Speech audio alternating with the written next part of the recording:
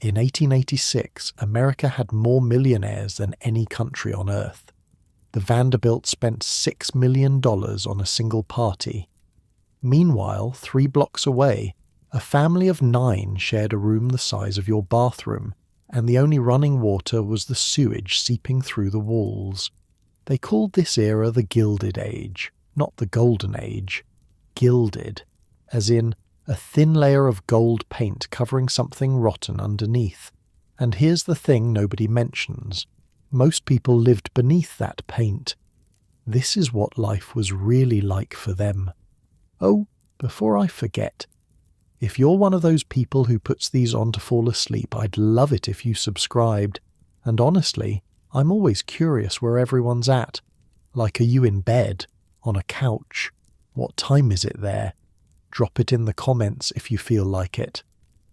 I read them in the morning with my coffee, and it's kind of nice knowing someone in Dublin was listening at 4 a.m. while I was asleep. All right, so we're heading back to 1886. But before we go anywhere, get comfortable. I mean it. Fix those pillows, pull up that blanket. Where we're going, you're going to want to be cozy. Trust me on this one. So, picture this. You're standing on the deck of a ship called the Adriatic. You've been at sea for 12 days. 12 days of vomiting, of sleeping in bunks stacked 3 high in steerage, of eating salted beef that tastes like someone's mistake. 12 days of wondering if you made the right choice leaving everything behind. Your name is Seamus Callahan. You're 20 years old. You're from a village in County Cork that nobody in America has ever heard of, and honestly, that's fine by you. Your father died 2 winters ago from something the doctor called lung fever, but was probably just poverty dressed up in medical terms. Your mother spent the next 2 years saving every penny, every half penny, selling eggs and mending clothes and doing whatever work she could find. Also, you could be standing right here, right now, with $3 sewn into the lining of your coat and a piece of paper with your cousin Patrick's address in New York. The wind is cold. It's October. The kind of cold that gets into your bones and reminds you that you're alive, even when you wish you weren't. Around you, hundreds of other passengers are crowding toward the rail, pushing, shoving, trying to see. And then you see it. Lady Liberty. Now here's the thing. In 1886, the Statue of Liberty has only been standing for about 2 weeks. It was just dedicated on October 28th. So when you see her, she's brand new, shiny. Well, not shiny exactly. More like a dull copper colour that hasn't yet turned green. But she's there, rising out of the harbour, holding that torch up like a promise. You watch the other passengers weeping, grown men, women clutching rosary beads. Everyone seems to think this means something, that America is going to be different, that Lady Liberty is telling them, you made it, you're safe now, you want to believe. That you really do. But you've also heard stories. Your cousin Patrick's letters were never quite as hopeful as everyone pretended. The streets aren't paved with gold, he wrote once. They're not even paved. And there's something living in the walls of my building that screams at night. You figured he was joking. He wasn't. The ship docks at Castle Garden, which is basically a big round fort at the southern tip of Manhattan that the city has converted into an immigration processing centre. It's chaos. Pure, screaming, overwhelming chaos. There are thousands of people, all trying to move in different directions at once. Officials are shouting instructions in English that you mostly understand, though their American accents make everything sound faster, harder, like the words have sharp edges. You wait in line for what feels like hours. They check your eyes for disease. They ask you questions. Where are you from? Do you have money? Are you a criminal? Are you an anarchist? Do you have someone waiting for you? Yes, you say. My cousin, Patrick Callahan, Orchard Street. They let you through, and then you're outside, and the first thing that hits you isn't the sight of New York City, it's the smell. Okay, so, let me paint you a picture here. New York City in 1886 has about 1.5 million people and roughly 150,000 horses. Each horse produces about 20 pounds of manure per day, every single day. That's 3 million pounds of horse poop hitting the streets of Manhattan daily, and nobody's cleaning it up fast enough. So the smell it's like nothing you've ever experienced.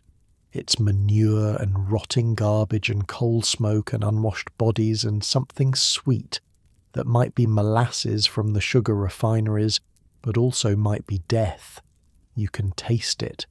The air is thick with it. It coats the inside of your mouth. Welcome to America. The streets are worse than the smell, if that's possible. They're not paved, most of them, just packed dirt that turns to mud when it rains and dust when it doesn't. And the mud, it's not just mud. It's mud mixed with horse manure and garbage and whatever else people have thrown out their windows. In summer, apparently the whole mess dries out and the wind picks it up and blows it everywhere, so you're basically breathing in manure dust. Fun times. You start walking Orchard Street. That's where Patrick lives. You have no idea how to get there, but you're too proud to ask for directions, so you just start moving in what seems like the right direction. The buildings are taller than anything you've ever seen. 4 stories, 5 stories, some even taller. They're packed so close together that the streets feel like canyons. The sunlight barely reaches the ground. Everything feels close, cramped, like the city itself is trying to squeeze you. And the noise. Holy Mother of God, the noise! Horses clattering on cobblestones, vendors screaming in a dozen different languages, children running through the streets, barefoot, dodging carts, dogs barking. Somewhere, someone is playing a fiddle, badly. Somewhere else, someone is having an argument that sounds like it might turn into a murder. You pass a dead horse lying in the middle of the street. Nobody seems to be doing anything about it. People are just walking around it, stepping over its legs, going about their business. A few flies have already found it. In a few days you'll learn the city will send someone to cut it up and cart it away. But for now, it's just there, rotting, in the middle of everything. This is not what the postcard showed. You walk for what feels like hours, getting lost twice, doubling back, asking directions from a man selling roasted chestnuts who looks at you like you're stupid when you can't understand his Italian accented English. Eventually, somehow, you find Orchard Street. It's worse than you imagined. The buildings here are called tenements, and they're basically apartment buildings designed by someone who hated people. They're 6 stories tall, maybe 50 feet wide, with maybe 16 apartments per floor. The apartments themselves are tiny. 3 rooms if you're lucky, 2 if you're not, and you're never lucky. The hallways are dark, like seriously dark. There are no windows, no gas lamps, nothing. You feel your way up the stairs, hand on the wall, trying not to think about what you're touching. The wall is damp, something sticky. You don't want to know. 3rd floor, apartment 4B. That's what Patrick's letter said. You knock. A woman opens the door. She's maybe 30, but she looks 50. Hair pulled back, face lined with exhaustion, a baby on her hip that's crying in that weak, hungry way that makes your stomach clench. Patrick Callahan, you ask. She stares at you for a long moment, then she laughs. Not a happy laugh. More like a laugh that says the universe has played another joke and she's too tired to cry about it. Patrick's dead, she says. Typhoid. 3 months ago. And just like that, your plan is gone. Your cousin is gone. Your safety net is gone. You're standing in a dark hallway in a strange city with $3 and no idea what to do next. The woman looks at you, really looks at you, and something in her face softens just a little. You're his cousin, aren't you? The one from Cork? You nod. She sighs. Come in, she says. I'm Mary, Patrick's wife. Was Patrick's wife. She steps aside to let you through. We can figure something out. We always do. The apartment is tiny. 2 rooms plus a kitchen that's really just a corner with a stove. There's a bed, a table, 2 chairs. The walls are covered with some kind of wallpaper that's peeling off in strips. The floor is bare wood, worn smooth in the places where people walk. In the bigger room, there are 6 people. Mary and the baby, 3 children, the oldest maybe 8, and an old man sitting in the corner staring at nothing. This is everyone, Mary says. Patrick's father there. He came with Patrick years ago. Doesn't speak much English. Doesn't speak much anything anymore. The children look at you with big eyes, hungry eyes. You recognize that look. You've worn it yourself. Where do you sleep, you ask? Mary gestures at the floor. We manage. There's not enough space for another person. There's barely enough space for the people already here. The room feels like a cage, like something designed to break the human spirit 1 square inch at a time. But Mary is already pushing a bowl of something toward you. Potato soup, she says. It's watery and there's not much in it, but it's hot. Eat. You eat. It tastes like nothing and everything at the same time. Like home. Like being taken care of. Like maybe, just maybe, you haven't made the worst mistake of your life. Later, much later, you'll learn the full story. How Patrick came to America full of hope. How he worked in a factory that made nails, 14 hours a day, 6 days a week, for $8 a week. How he got sick during the summer, when the city's water supply turned bad and typhoid swept through the tenements like wildfire. How he died in this apartment, on that bed right there, while Mary held his hand and prayed. But that's later. For now, you just eat your soup and try not to think about what comes next. Outside, the city is growing dark. Not the gentle darkness of a country night, with stars and moon and silence. This is a different kind of dark. The gas lamps on the street flicker to life, but they don't reach inside these buildings. Here, on the 3rd floor of a tenement on Orchard Street, the darkness is complete, total, the kind of darkness that makes you forget what light looks like. Mary lights a single candle. It's all they can afford. You can sleep by the stove, she says. It's warmest there. In winter, everyone sleeps near the stove. We take turns being closest. You stretch out on the floor. The wood is hard, unforgiving. You can feel every knot, every crack. Somewhere in the building a baby is crying. Somewhere else 2 men are arguing in a language you don't recognize. The walls are thin. You can hear everything, every cough, every footstep, every whisper. You think about your mother back in Cork.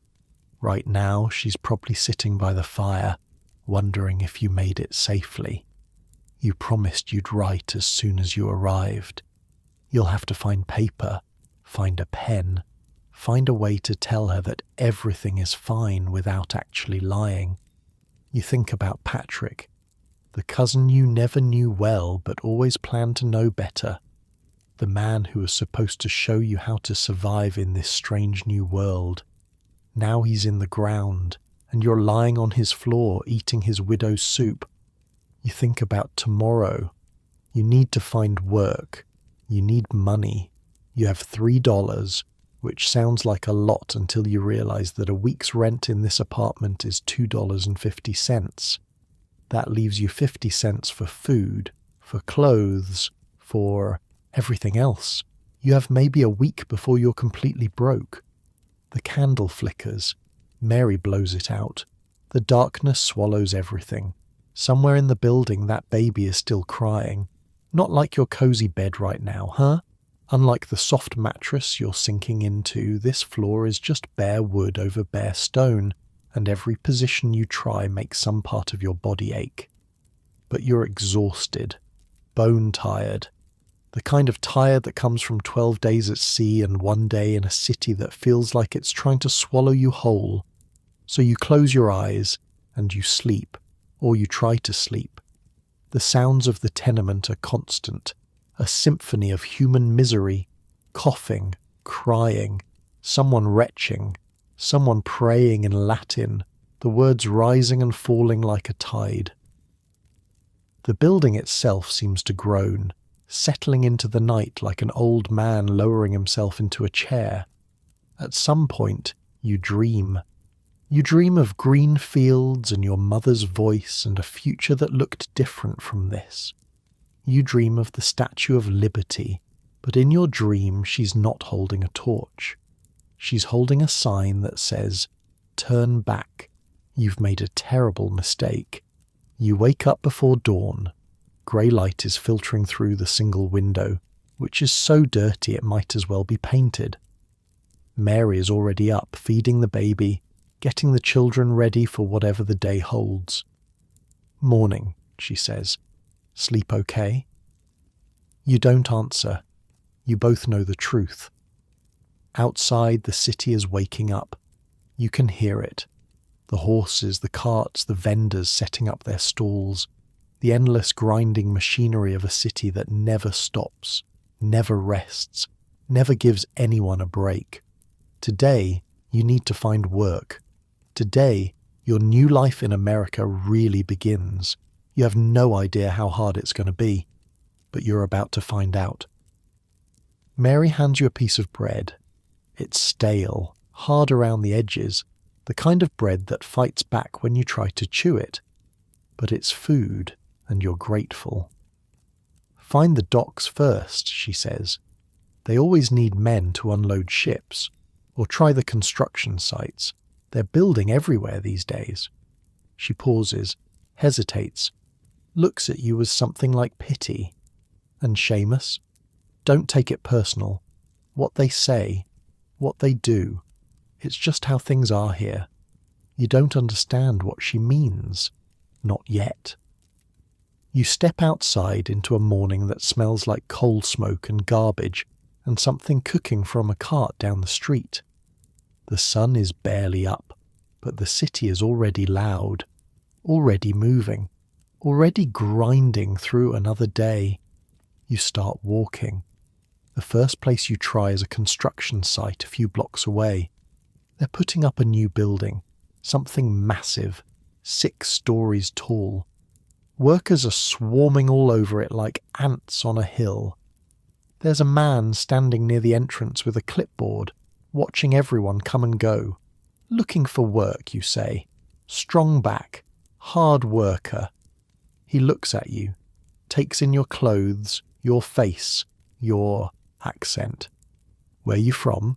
"Ireland, County Cork." He snorts. "We got enough mix already. Try somewhere else." That's it. No interview, no chance to prove yourself. Just a word, a dismissal, and you're walking away.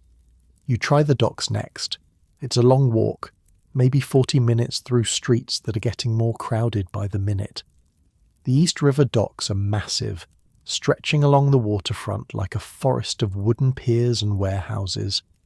Ships are lined up waiting to be unloaded. Mountains of crates and barrels and sacks sit everywhere. This looks promising. All these ships, all this cargo. They must need workers. You find the man in charge. A big fellow with a red face and a belly that speaks to too many beers. Looking for work, you say again. Strong back, hard worker. He looks at you. Same look as before. Same calculation in his eyes. You Irish? Yes, sir. He shakes his head. Got enough of you lot. Causing trouble. Always drinking. Always fighting. Try the factories. You want to argue. You want to tell him that you've never caused trouble in your life, that you don't even like drinking that much, that you're not the same as whoever he's thinking of. But you can see in his face that it won't matter. He's not seeing you. He's seeing everyone who came before you, everyone with your accent and your face and your story. You keep walking. The next place is a warehouse that needs men to move crates. The sign out front says, "Help wanted" in big letters. Your heart lifts a little. Maybe this is the one. But underneath the "Help wanted" sign, someone has added another sign. Smaller, almost apologetic. No Irish need apply. You stand there for a long moment, staring at those 4 words. 4 words that tell you everything you need to know about your place in this new world. 4 words that your cousin Patrick probably stared at too back when he first arrived. 4 words that will follow you for years. You keep walking. The next few hours are a blur of rejection. A lumber yard on Cherry Street. A man selling coal who needs someone to make deliveries. A bakery of all things where you thought maybe, just maybe, your accent wouldn't matter if you were just carrying sacks of flour. Wrong. The bakery owner actually laughed. Laughed right in your face. "An Irishman in my shop," he said. "Your kind can't even stay sober long enough to pour the yeast." You wanted to hit him. You really did. Your fists actually clenched, and for one hot second you imagined what it would feel like to knock that smirk right off his face. But you didn't. Because that would prove him right, wouldn't it? That would be the drunk, fighting Irish everyone expects. So you unclenched your fists and walked away and hated yourself a little for being so reasonable. By midday you've tried 8 different places, a factory that makes bolts, a company that builds wagons, a butcher who needs someone to clean up, a stable that's looking for hands. The answer is always the same. Sometimes it's polite. "Sorry, we're not hiring your kind right now." Sometimes it's not. "Get out of here, Mick. Find your own kind, your people," as if being Irish is a disease, something contagious, something that might spread to the good American workers if they let you get too close. You're getting hungry. That piece of bread was hours ago, and your stomach is starting to complain. But you can't spend money on food. Every penny matters now. Every cent is the difference between survival and disaster. You keep walking. The afternoon sun is actually warm, which would be nice except that it makes the street smell worse. The garbage in the gutters is cooking. The horse manure is cooking. Everything is cooking, releasing smells you didn't even know existed. You pass through neighborhoods that change every few blocks. Here, everyone is speaking Italian. Over there, it's German. A few streets down, you hear Yiddish for the first time, a language you've never encountered before. It sounds almost like German, but not quite. Different. Musical. New York, you're learning, is not one city. It's a dozen cities stacked on top of each other, each with its own language, its own food, its own rules. And the Irish. They have their own neighborhoods too, centered around 5 Points and parts of the Lower East Side. Your people, your kind, squeezed into the worst blocks, the darkest tenements, the jobs nobody else wants. Late in the afternoon, when your feet hurt and your hope is running low, you find yourself in front of a factory on the edge of the Bowery. It's a big brick building, 5 stories tall with black smoke pouring out of chimneys on the roof. Through the grimy windows you can see machinery moving, endless and relentless. The building looks angry somehow, like it's been here forever, squatting on this corner, eating men and spitting them out. The bricks are stained black from decades of coal smoke. The windows are so dirty they might as well be painted. Everything about this place says, "We will use you. We don't care about you. You are fuel." But there's a sign on the door that says "Workers Needed." No second sign, no conditions, just those 2 words. You stand there for a moment, watching men file in and out of the entrance. Their faces are blank, exhausted. Some of them are limping. One man is missing 2 fingers on his left hand, the stumps healed over but still angry looking. He sees you staring. "Nail press," he says, almost conversationally. "Got tired, got careless. It happens." He keeps walking. You take a breath, and you go inside. The smell hits you first. Oil and metal and something sweet that might be machine grease. It's hot in here, much hotter than outside. The air is thick, hard to breathe. Somewhere deep in the building, machines are roaring, a constant thunder that vibrates through the floor. The man at the desk is small, thin, with spectacles and a mustache that looks like a dead caterpillar. He's writing something in a ledger when you walk up. "Looking for work," you say. 3rd time's the charm. 4th. You've lost count. He looks up, studies you. "Where from?" "Ireland." You brace yourself. Here it comes. The rejection, the insult, the 4 words. But instead, he just nods. "We pay $1.20 a day," he says. 6 days a week, 12-hour shifts. You start at 6 in the morning, you finish at 6 at night. Half hour for lunch. You buy your own food. You miss a day, you don't get paid. You're late, you get docked. You cause trouble, you're out. He pauses. "We don't care where you're from. We care if you can work." "Can you work?" "Yes, sir," you say. "Yes, sir, I can work." "Good. Start tomorrow, 6 o'clock. Don't be late." He writes something in his ledger and waves you away. That's it. No handshake, no welcome, just a transaction. You're a body now, a pair of hands, a unit of labour to be purchased and used, but you have a job. Walking back to Orchard Street, you feel something you haven't felt since you stepped off that ship. Hope. Small and fragile, like a candle flame in a drafty room, but real. $1.20 a day, that's $7.20 a week. Minus the $2.50 for rent, you'd have almost $5 left over. For food, for clothes, for saving. You're doing the math in your head as you walk. If you save $1 a week, that's $52 a year. Passage from Cork to New York cost about $30. So in maybe a year you could send for your mother, bring her here, show her what her sacrifice made possible. The thought makes you walk faster, even though your feet are screaming. The streets are getting more crowded as afternoon turns to evening. Workers pouring out of factories heading home, vendors closing up, children playing in the gutters. The math isn't perfect. You'll learn. There are costs you don't know about yet. The company store, the fines for breaking rules you didn't know existed, the donations to the foreman if you want to keep your job, but that's tomorrow's problem. Tonight, you have good news. Mary smiles when you tell her.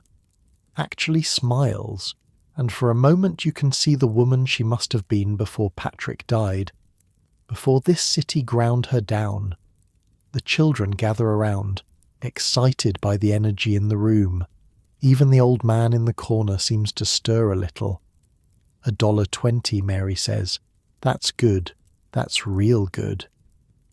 Patrick was making $8 a week when she stops, when he got sick. You eat dinner together. It's the same watery potato soup as last night, but tonight it tastes different. Better, like possibility. After dinner, Mary tells you about the factory. It's a nail factory, she says. They take iron rods and turn them into nails. Millions of nails. Nails for the buildings going up all over the city, for the railroads pushing west, for houses being built everywhere America is expanding. It's hot work, she warns, and loud. You'll want to bring something to stuff in your ears, or you'll go deaf like some of them. And be careful around the machines. The machines don't care if you get in the way. They just keep going. She tells you about Patrick, how he was careful, always careful, but the factory took something from him anyway. The noise, the heat, the endless repetition. He'd come home some nights so tired he could barely eat. His hands would shake from the work. His eyes would be red from the coal dust. Some nights, Mary says, he'd sit right there in that chair and stare at the wall for an hour before he could even speak. The factory does that. Takes the words right out of you. Takes everything. She's quiet for a moment. The children have stopped listening, distracted by something. The old man in the corner is mumbling to himself in Irish, the words too soft to make out. But he never complained, Mary continues. Not once. He'd get up the next morning and go back, because that's what you do, because there's no other choice. And he believed, Seamus, he really believed that if he worked hard enough, saved enough, things would get better. That someday we'd have a real apartment, maybe a house, maybe... She trails off. You wait. Maybe we'd go somewhere green, she finishes. Somewhere that doesn't smell like garbage. Somewhere the children could play outside without stepping in horse dung. She laughs, but there's no humour in it. But he did it, Mary says. Every day. For us. Because that's what you do. You understand. You understood it back in Ireland, watching your mother work herself raw to save your passage money. You understand it now, lying on the floor of a stranger's apartment, getting ready to walk into a factory that will use you up until there's nothing left. That's what you do. Outside, the city is settling into night. The gas lamps are flickering on, one by one. Somewhere in the distance you can hear music playing. A fiddle, maybe, or a squeeze box. Something Irish, something from home, drifting through the streets of New York. You think about what's waiting for you tomorrow. 12 hours in a factory. Heat and noise and machines that could take your fingers, your hands, your life if you're not careful.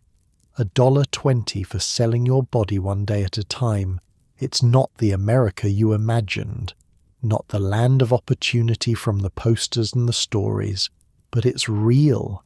And starting tomorrow, it's yours. You find your spot by the stove and stretch out on the floor. The wood is just as hard as last night, but somehow it feels different. You have a purpose now, a direction, something to wake up for.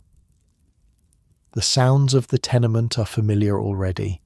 The crying babies, the coughing, the arguments through thin walls, the building settling and groaning like something alive. You close your eyes and listen to the city breathe. Not like your comfortable bed right now, is it? While you're all warm and cozy, sinking into your pillow, Seamus is lying on a wooden floor, bones aching, getting ready to walk into hell for $1.20. But here's the thing about Seamus, about all the Seamuses who came to America in those years. They did it. They got up before dawn and walked into those factories and worked until they couldn't see straight. They did it because there was no other choice, because the alternative was going back to Ireland, where there was nothing, because they believed, despite everything, that if they worked hard enough, long enough, things might get better. And sometimes they did, sometimes they didn't, but they showed up, every single day. Tomorrow Seamus is going to find out exactly what that means. The candle goes out. Darkness fills the room, and somewhere in the city a church bell is ringing. counting down the hours until morning, until 6 o'clock, until his new life really begins. He doesn't know what's waiting for him. The machines, the noise, the accidents that happen when tired men meet unforgiving equipment, the foremen who treat workers like animals, the 14-year-old kids working next to grown men, their fingers too small for the work, their futures already stolen. He doesn't know any of that yet. All he knows is that tomorrow he has somewhere to be, and that's more than he had this morning. So he sleeps, or he tries to, and somewhere in the city the factories are already humming, waiting for morning, waiting for fresh bodies to feed into their machines, waiting for Seamus Callahan to find out what it really means to work in the Gilded Age. 5:30 in the morning. The sky is still dark. Mary is already awake, pressing a piece of bread into your hand. "Eat," she says. "You'll need it. The bread is harder than yesterday's. You don't complain." She hands you something else. A rag, torn from an old shirt. "For your ears," she says. "Stuff it in when the machines get too loud. Won't help much, but it's something." You thank her.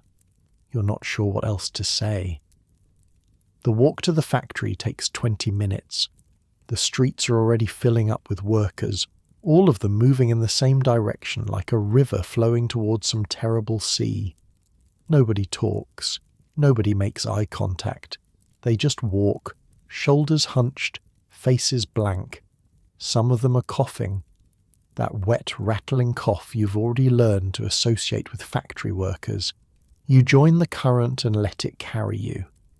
The man walking next to you is maybe 50, but he looks 70. His hands are gnarled, twisted into permanent claws from years of gripping tools. He catches you looking and smiles, but there's nothing happy in it. "Fresh meat," he says. "Good luck." You don't know what to say, so you just nod. The factory looks different in the pre-dawn darkness. Worse, somehow. The windows glow orange from the furnaces inside, and smoke is already pouring from the chimneys. It looks like something from a nightmare, like something that eats people. A group of children runs past you, heading for a side entrance. The oldest can't be more than 10. They're laughing about something, shoving each other, acting like kids. In a few minutes they'll be inside that building working machines that could kill them. You go inside anyway. The noise hits you first. It's not just loud, it's violent. The machines are screaming metal on metal, a sound that gets inside your skull and rattles your teeth. You've never heard anything like it. Back in Ireland, the loudest thing was thunder, or maybe a cow giving birth. This is different. This is the sound of industry, the sound of progress. It sounds like the end of the world. You remember the rag Mary gave you. You tear it in half and stuff pieces into your ears. She was right. It doesn't help much, but it's something. The factory floor is massive. Rows and rows of machines, stretching back into the darkness like metal soldiers. Men and boys are already at their stations, feeding rods, turning cranks, pulling levers. Above them, belts and pulleys spin constantly, connecting everything to a central steam engine somewhere in the building's guts. A foreman grabs your arm and pulls you toward a machine. He's shouting something, but you can barely hear him over the noise. His face is red, impatient. He mimes what you're supposed to do. Take the iron rod from the pile, feed it into the machine, wait for the nail to come out the other side. Stack the finished nails in the crate. Repeat. Simple enough, right? The heat is the next thing you notice. The furnaces are burning constantly, heating the iron until it's soft enough to shape. The air is thick with it. Within 5 minutes, you're sweating through your shirt. Within 10, you can feel the heat baking into your skin, into your bones. The sweat runs down your face, gets in your eyes, but you can't wipe it away because your hands are busy feeding rods. You start working. Feed the rod. Wait. Stack the nail. Repeat. Feed the rod. Wait. Stack the nail. Repeat. The rhythm is hypnotic, mind-numbing. Your hands move without thinking. Your brain goes somewhere else, somewhere far away from this hellhole, somewhere green and quiet. You think about the fields back home, the smell of rain on grass, your mother's voice calling you in for dinner. Feed the rod. Wait. Stack the nail. Repeat. An hour passes, maybe 2. Time doesn't work the same way in here. There are no windows you can see through, no clocks, nothing to tell you how long you've been standing in one spot doing the same motion over and over. The only markers are the crates of nails. When one fills up, someone comes and takes it away and replaces it with an empty one. That's how you know time is passing. Your back starts to hurt, then your shoulders, then your feet. The floor is concrete, hard and unforgiving, and standing on it for hours is like standing on stone. You shift your weight. Doesn't help. There's no comfortable position. There's just pain and less pain. Feed the rod. Wait. Stack the nail. Repeat. And then you see the boy. He's working at the machine next to yours. He can't be more than 12, maybe 11. Skinny, pale, with dark circles under his eyes that make him look like a ghost. His hands are too small for the work. His arms are too thin. But he's doing it anyway, feeding rods and stacking nails just like you. He catches you staring and shrugs. Been here 2 years, he says, or shouts really, over the noise. Started when I was 10. You don't know what to say, so you don't say anything. You just keep working. Feed the rod. Wait. Stack the nail. Repeat. The boy's name is Tommy. You'll learn later. Tommy Sullivan. His father died in a construction accident 3 years ago, fell off a scaffold and broke his neck. His mother does laundry for rich families uptown, scrubbing their sheets until her hands crack and bleed. But it's not enough. So Tommy works. Has been working since he was old enough to reach the machines. 2 years of this. 2 years of feeding rods and stacking nails. 2 years of heat and noise and danger. And he's 12 years old. He's not the only kid in here. Now that you're looking, you can see them everywhere. Boys and girls, some of them barely tall enough to see over the equipment. They work the smaller machines, the ones that require nimble fingers. They sweep up the metal shavings that pile up like silver snow.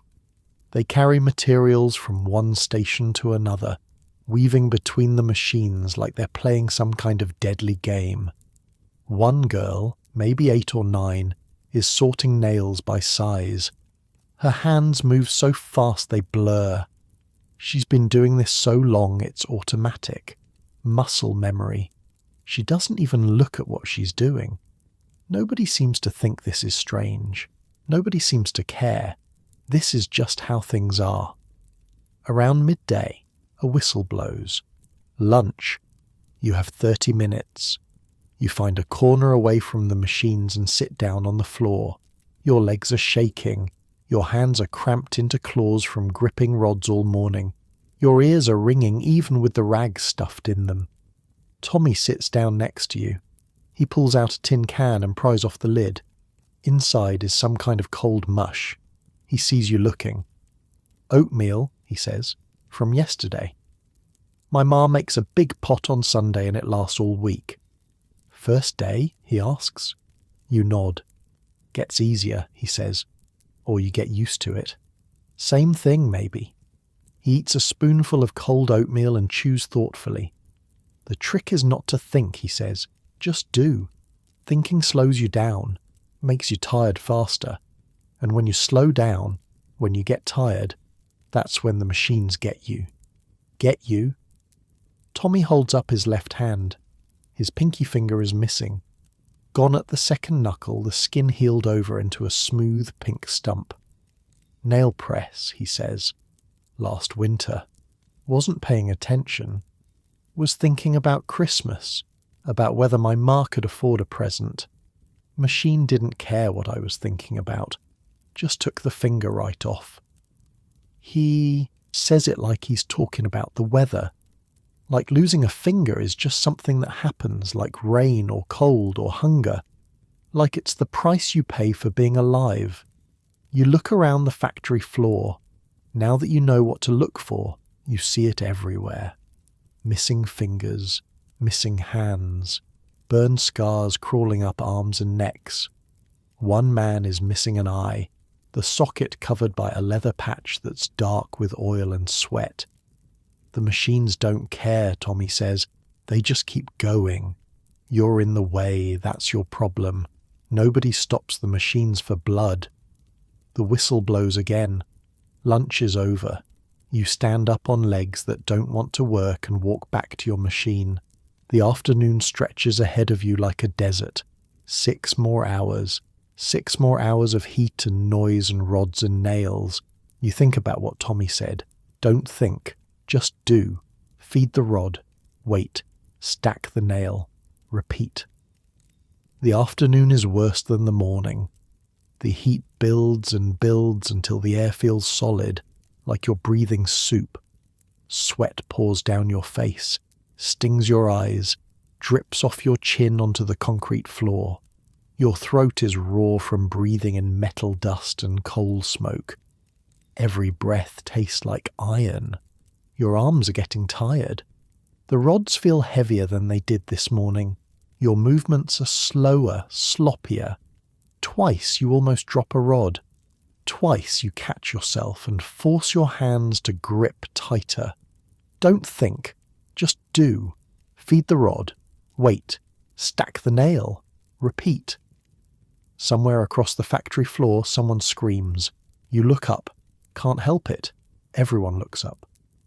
A man is on the ground near one of the big presses, the ones that shape the metal with tons of force.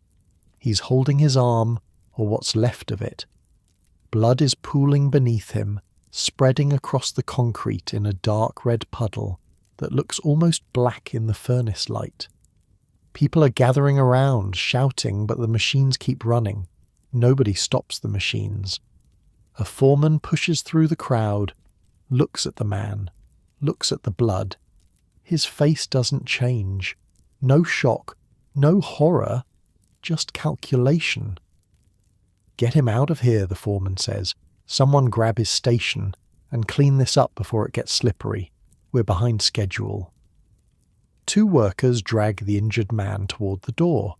He's still screaming, a high, thin sound that cuts through even the noise of the machinery. You catch a glimpse of his arm as they pass. The hand is gone, just gone. Torn off at the wrist, ragged edges of meat and bone where fingers used to be. He has a wedding ring. You notice that. On the hand that's still there. He has a wife somewhere. Maybe kids. The foreman sees you watching. What are you looking at? Get back to work. We don't pay you to stand around. You get back to work. Feed the rod. Wait. Stack the nail. Repeat. The machines don't stop. The furnaces keep burning. The factory keeps eating. Somewhere they're mopping up that man's blood, and in an hour you won't even be able to tell anything happened. Just another stain on the concrete. Just another body used up and thrown away. Your hands are shaking now. Every time you feed a rod into the machine, you think about that man's hand. You think about Tommy's missing finger. You think about all the stumps and scars and empty spaces where pieces of people used to be. The machine in front of you doesn't care. It just waits for the next rod, patient as death, hungry as poverty. Feed the rod. Wait. Stack the nail. Repeat. You try not to think. You really try. But the image of that man's arm keeps flashing in your head. The blood, the bone, the wedding ring. Don't think, just do. Feed the rod, wait, stack the nail, repeat. 6 o'clock comes eventually. The whistle blows, the machines slowly wind down, and for the first time in 12 hours there's something like silence. Your ears are still ringing, probably will be for hours, but at least the screaming has stopped. You walk out of the factory on legs that feel like they belong to someone else. The evening air hits you like a blessing. It's cold and it smells like garbage and horse manure, but compared to the air inside, it's paradise. Workers stream out around you, heading home. Nobody talks about the man who lost his hand. Nobody talks about anything. They just walk, same as this morning, silent and hollow. Tommy catches up to you. You did good, he says. Most new guys throw up their first day, or quit. You didn't do either. You're not sure if that's something to be proud of. See you tomorrow, Tommy says, and he disappears into the crowd. Tomorrow. Right. You get to do this again tomorrow, and the day after that, and the day after that. 6 days a week, 12 hours a day, for $1.20. The walk home feels longer than this morning. Your feet hurt. Everything hurts. The city slides past you in a blur of noise and smell and fading light. When you get back to Orchard Street, Mary takes one look at you and doesn't say anything. She just hands you a bowl of soup and points to the floor by the stove. Sit, she says. Eat. You sit. You eat.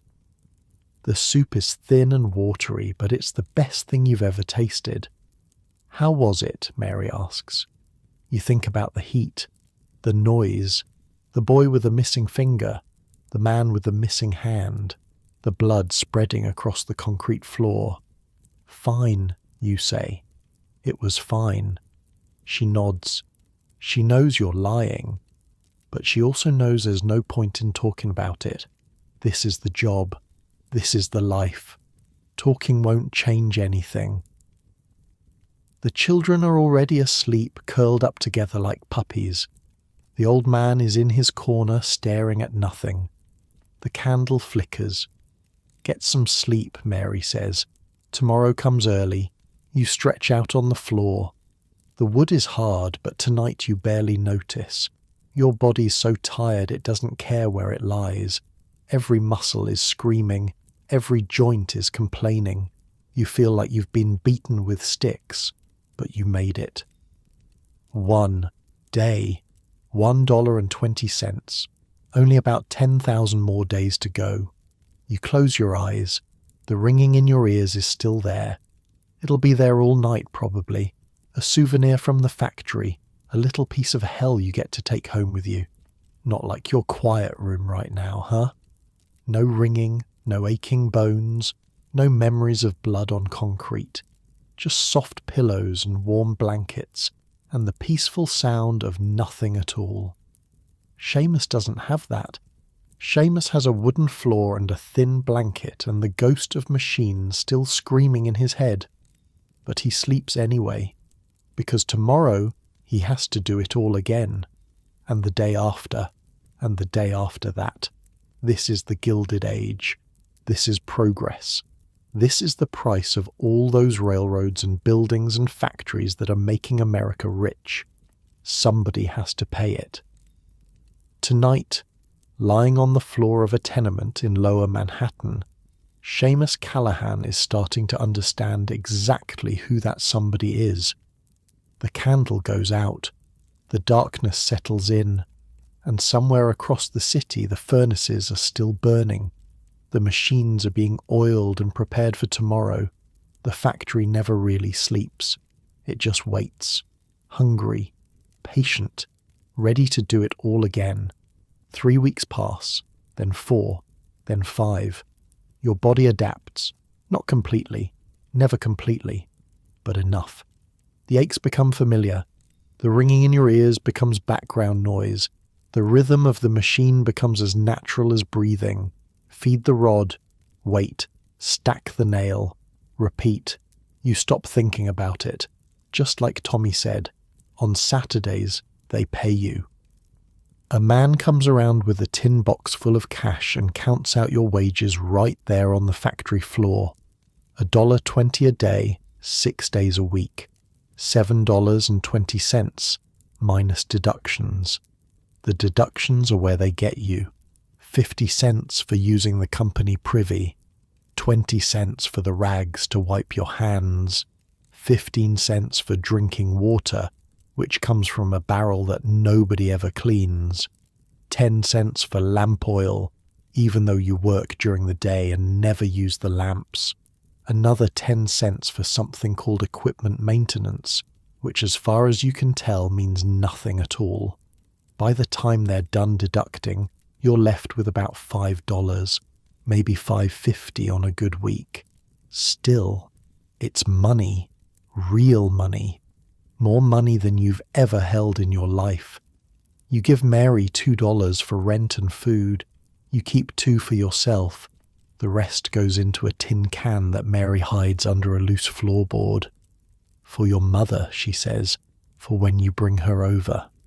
The first time you put money in that can, you feel something you haven't felt in a long time. Pride. You're doing it. You're actually doing it. $1 at a time, 1 week at a time, you're building something. It doesn't feel like much, but it's yours. Saturday nights, after work, some of the men go to a place called O'Malley's. It's a saloon on Mulberry Street, squeezed between a butcher shop and a building that might be a brothel, but nobody talks about it directly. The sign outside is faded, the windows are grimy, and the smell of spilled beer hits you from half a block away. It's perfect. Tommy takes you there your first time. You're not sure a 12-year-old should be in a saloon, but nobody seems to care. Half the customers look like they've been drinking since before Tommy was born. One more kid isn't going to change anything. Besides, Tommy explains, his mother knows. She doesn't like it, but she knows. It's safer than him wandering the streets alone at night, and at least here there are people watching out for him. The inside is dark and loud and packed with men speaking Irish and English, and sometimes both at once. A fiddler in the corner is playing something fast and sad at the same time, something that reminds you of home so hard it almost hurts. Men are singing along, or trying to. Most of them are too drunk to remember the words, but they remember the feeling. The feeling is what matters. This is where we come, Tommy says, after work. To remember we're human. To remember we're not just machine parts. The walls are covered with pictures. Old newspaper clippings about boxing matches and political victories. A painting of Ireland that looks nothing like the Ireland you remember. All green hills and thatched cottages, like something from a fairy tale. A poster advertising a boxing match from 3 years ago, the paper yellowed and curling at the edges. Someone has nailed a horseshoe above the bar for luck, though you're not sure how much luck anyone in here has actually had. A crucifix hangs near the door, blackened by years of tobacco smoke, watching over everyone who comes and goes. You find a spot at the bar. The bartender is a massive man with arms like tree trunks and a face that's been rearranged by fists more than once. He's missing part of his left ear. Factory accident, someone will tell you later, or a bar fight. The stories change depending on who's telling them. He looks at you, looks at Tommy. New one? He asks. Callahan, Tommy says. Nail factory. Good worker. Doesn't complain. The bartender nods, like this is important information. He pours you a beer without asking if you want one. First one's free, he says. After that, you pay like everyone else. And if you start any trouble, I finish it. Understood? You nod. You understand. The beer is warm and flat and tastes like something died in it. It's the best thing you've ever had. You sit there, drinking, listening. The men around you are talking about work, about foremen who treat them like animals, about accidents that happened last week, last month, last year, about wages that keep getting cut while prices keep going up, about wives and children and the old country and everything they left behind to come to a place that doesn't want them. There's a man in the corner who lost both hands to a press machine. He drinks by having someone else hold the glass to his lips. There's another man with burns covering half his face, the skin shiny and tight. He doesn't talk much, just drinks and listens and stares at nothing. This is what the factory does. This is what it takes from people.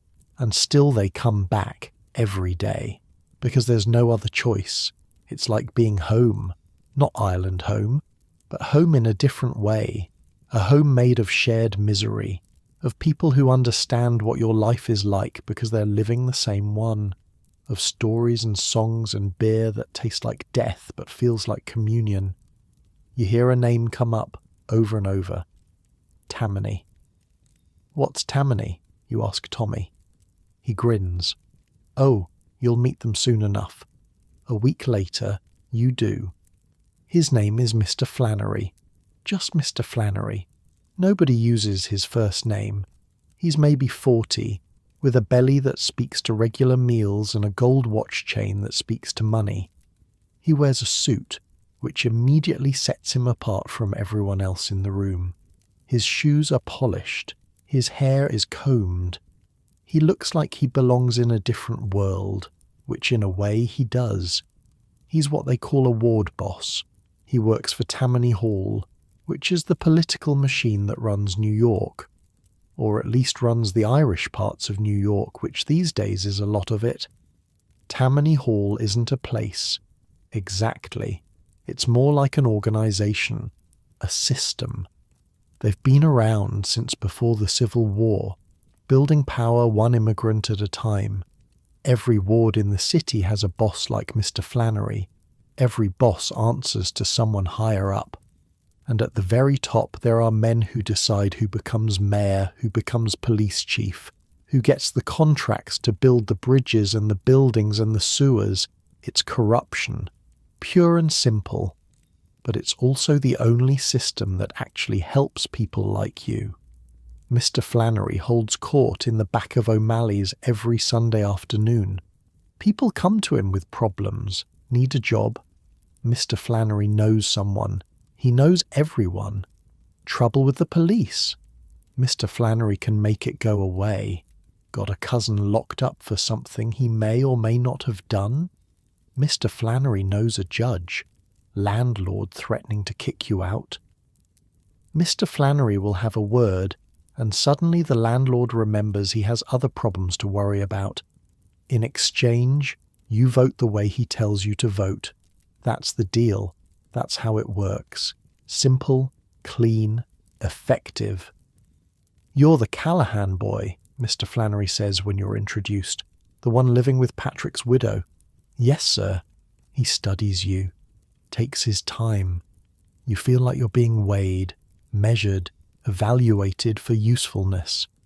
Patrick was a good man, he says finally. Voted right. Showed up when we needed bodies for rallies. Didn't ask questions. His family's taken care of.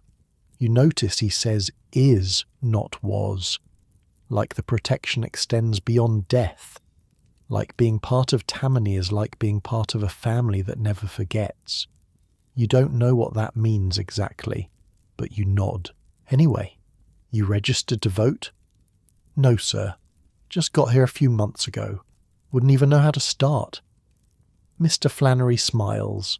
The smile doesn't quite reach his eyes. We'll fix that. You're a citizen now, Callahan. Time to act like one. You're not actually a citizen. You've been in the country for less than 3 months. The naturalization process is supposed to take years. But apparently that doesn't matter to Tammany Hall.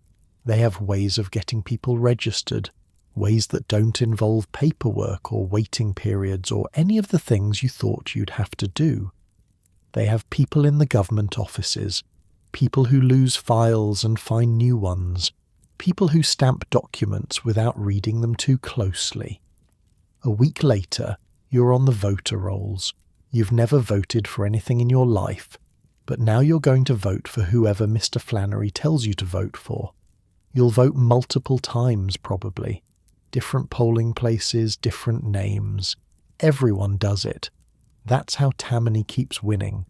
This is how politics works in 1886. Not with speeches and principles and high ideals, with favours and loyalty and a gold watch on a chain. With men like Mr. Flannery who can make your life easier or harder depending on whether you play the game. You play the game. Everyone plays the game. There's no other choice. Meanwhile, at the factory, something is changing. It starts small. Whispers during lunch. Conversations that stop when the foremen walk by. Men gathering in corners, talking low, then breaking apart like nothing happened. You ask Tommy about it. He shrugs. Union talk, he says. Some of the guys want to organise, get better wages, shorter hours, safer machines. Is that allowed? Tommy laughs. It's not allowed. But if the bosses find out you're involved, he draws a finger across his throat. Out on your ear. Blacklisted. Nobody in the city will hire you. You think about that. About how easy it would be to lose everything. The job, the money, the tin can under the floorboard with your mother's future in it. You stay quiet. Keep your head down. Don't get involved. But you listen. The men are talking about something called the American Federation of Labor. It's new, formed just this year by a man named Samuel Gompers. It's trying to organize workers across the country, get them to stand together, demand better conditions, 8-hour days instead of 12, safer machines, wages you can actually live on. Some of the men are excited about it. Finally, they say. Finally, someone's doing something. Others are scared. You think the bosses are just going to let that happen? They'll bring in the Pinkertons. They'll break heads. They'll make examples. In Chicago, things got bad. Real bad. There was a protest in a place called Haymarket Square back in May. Workers were demanding the 8-hour day. A bomb went off. Police died. Workers died. Now men are on trial for murder, facing the rope for something they might not have even done. 8 of them, someone says. Anarchists, the papers call them. But they're just workers like us. Just men who wanted something better. That's what happens, one of the older workers says. He's been in factories for 30 years, and it shows in every line of his face. You stand up, they knock you down. Every time. They've got the police, they've got the judges, they've got the newspapers. We've got nothing. But what if everyone stood up, someone else asks. A younger man, fire in his eyes. What if they couldn't knock us all down? There's more of us than there are of them. Way more. Nobody has an answer for that. The question hangs in the air like smoke. The talk continues. Gets louder some days, quieter others. The foremen are watching more closely now. Everyone can feel it. Something is building. Something is coming. You don't know what. You don't know when. You just know that the factory feels different. Tenser. Like a rope being pulled tighter and tighter, waiting to snap. One Sunday, walking home from O'Malley's, you see something that stops you dead. A carriage is rolling down Fifth Avenue. Not just any carriage. This thing is like a palace on wheels. Gold trim on the doors, velvet curtains in the windows, glass so clean you could eat off it. 4 horses, matched black, each one probably worth more than you'll earn in a year. The driver sits up front, dressed better than anyone you know, and he's just the help. Just the guy who holds the reins. The carriage moves through the street like it owns the place, which you realise it kind of does. People step aside. Vendors pull their carts out of the way. Even the horses on the street seem to know they're in the presence of their betters. Inside, you can just barely see them. A man and a woman, dressed in clothes that would cost more than your entire tenement building. He's wearing a top hat, real silk, the kind you've only seen in pictures. She's wearing something with feathers, huge feathers that must have come from some bird you've never heard of. They're laughing about something, some private joke, and even their laughter sounds expensive, like it was bought and paid for, packaged up with a ribbon. The woman is holding a little dog on her lap, a little dog wearing a silk ribbon, a dog that probably eats better than Tommy Sullivan, than Mary's children, than half the people in your building. A dog that has never been hungry, never been cold, never wondered where its next meal was coming from.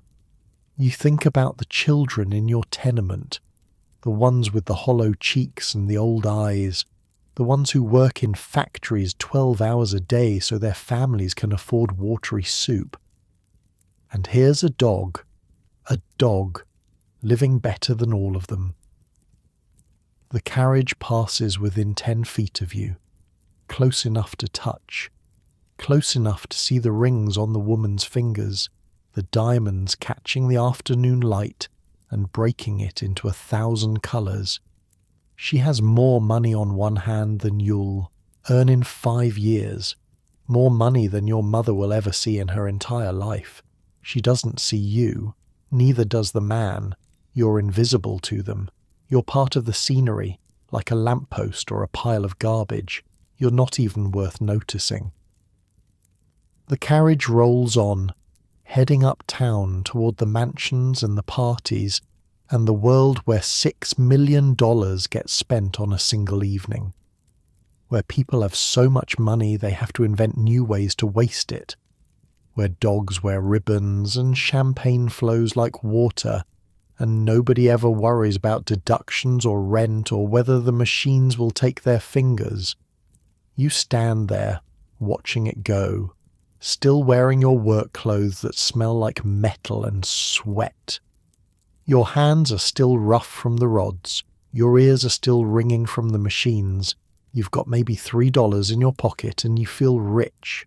Same city, same street, same sky overhead, different universe entirely. That night, lying on the floor of the tenement, you think about that carriage, about the dog with the ribbon, about Mr. Flannery and his gold watch and his power to make problems disappear, about the men whispering about unions and the men who got killed in Chicago for wanting a better life. The Gilded Age, they call it. A thin layer of gold over something rotten. You're starting to understand what that means. Outside, the city is settling into sleep. The noise is fading, the streets emptying. Somewhere a drunk is singing an Irish song, the words slurred but the melody clear. You close your eyes. Not like your cozy bed right now, is it? While you're all warm and comfortable, Seamus is lying on a wooden floor thinking about carriages and unions and a world that seems designed to keep him exactly where he is. Forever. But here's the thing about Seamus, about all the people like him. They didn't stay down forever. They organised, they fought, they voted, they built communities and unions and political machines that changed the country. It took decades. It took blood. It took sacrifice you can't even imagine. But they did it. Seamus doesn't know that yet. All he knows is that tomorrow is Monday, and he has to be at the factory by 6. All he knows is the rhythm of the machine and the weight of the rods, and the face of that woman in the carriage who didn't even see him. But something is stirring. In him. In everyone around him. Something that won't stay quiet forever. The candle flickers out. The darkness settles in. And somewhere in the city, in saloons and tenements and factory floors, people are whispering, waiting, getting ready for whatever comes next. Winter comes to New York like a fist. One day it's cold. The next day it's colder. And then suddenly the temperature drops so far that the water in the barrel outside your building freezes solid and doesn't thaw for 3 weeks. You've never experienced cold like this. Ireland was wet and miserable, sure, grey skies and endless rain that soaked through everything. But this is different. This is a cold that gets into your bones and stays there. A cold that makes your teeth ache and your fingers go numb and your breath turn to ice the second it leaves your mouth. A cold that kills. The tenement becomes a survival exercise. There's one stove for the whole apartment, one small cast iron stove that's supposed to heat 2 rooms and keep 6 people alive. Mary feeds it coal constantly, a few lumps at a time, trying to make their supply last. Coal costs money, 15 cents a bucket, and in February you go through a bucket a day if you want to stay alive. The math is brutal. 15 cents times 30 days is $4.50, just for coal, just to not freeze. That's almost half of what you're putting toward your mother's passage. At night, everyone sleeps near the stove. The children curl up together like puppies sharing body heat. Little Michael, the oldest at 8, wraps himself around his sisters like he's trying to shield them from the cold with his own small body. Mary sleeps next to them, the baby pressed against her chest, skin to skin, because that's the only way to keep an infant warm enough. The old man gets the spot closest to the stove because his bones are old and his blood runs thin. He doesn't talk anymore, hasn't said a real sentence in weeks, just stares at the flames like he's looking for something in there. Or someone. You sleep farthest away, near the door where the draft comes in through gaps in the frame. You're young, you're strong, you can take it. That's what you tell yourself anyway. Some nights you wake up and your blanket is stiff with frost from your own breath. Some nights you don't really sleep at all, just shiver until morning, watching the darkness and waiting for the grey light that means you can get up and move around, get your blood flowing again. The walk to the factory becomes a battle. The streets are covered in ice and frozen mud and horse manure that's turned to brown concrete. People slip and fall constantly. One morning you see an old woman go down hard, crack her head on the cobblestones, blood on the ice. Nobody stops to help her, can't afford to be late, can't afford to care about strangers when you're barely keeping yourself alive. You step around her and keep walking. Hate yourself a little for it. Keep walking anyway. Inside the factory the heat is almost welcome now. Almost. The furnaces that made summer unbearable are keeping people alive in January. Workers crowd around them during breaks, holding out their hands, trying to absorb enough warmth to make it through the next few hours. Tommy shows up one morning with blue lips and shaking hands. His coat is too thin. His shoes have holes in them. He's been wearing the same clothes since fall, and fall clothes aren't made for February. You give him your scarf. It's not much, just a piece of wool that Mary knitted from scraps, but it's something. He tries to give it back. Keep it, you say. I'm hot-blooded anyway. It's a lie. You're as cold as anyone. But Tommy's 12 and you're 20, and that has to mean something. 3 days later, a man named O'Brien freezes to death in the building next to yours. They find him in his room, sitting in a chair, eyes open, covered in frost. He'd run out of coal 2 days before and was too proud to ask for help. This is what winter means in the tenements. Not snowball fights and hot cocoa. Death. Slow, cold, quiet death that comes for anyone who can't keep feeding the stove. But then something happens. It's a Tuesday night in late February when you first see them. You're walking home from the factory, head down, shoulders hunched against the wind, thinking about nothing but getting warm. The streets are dark, lit only by the occasional gas lamp that's more shadow than light.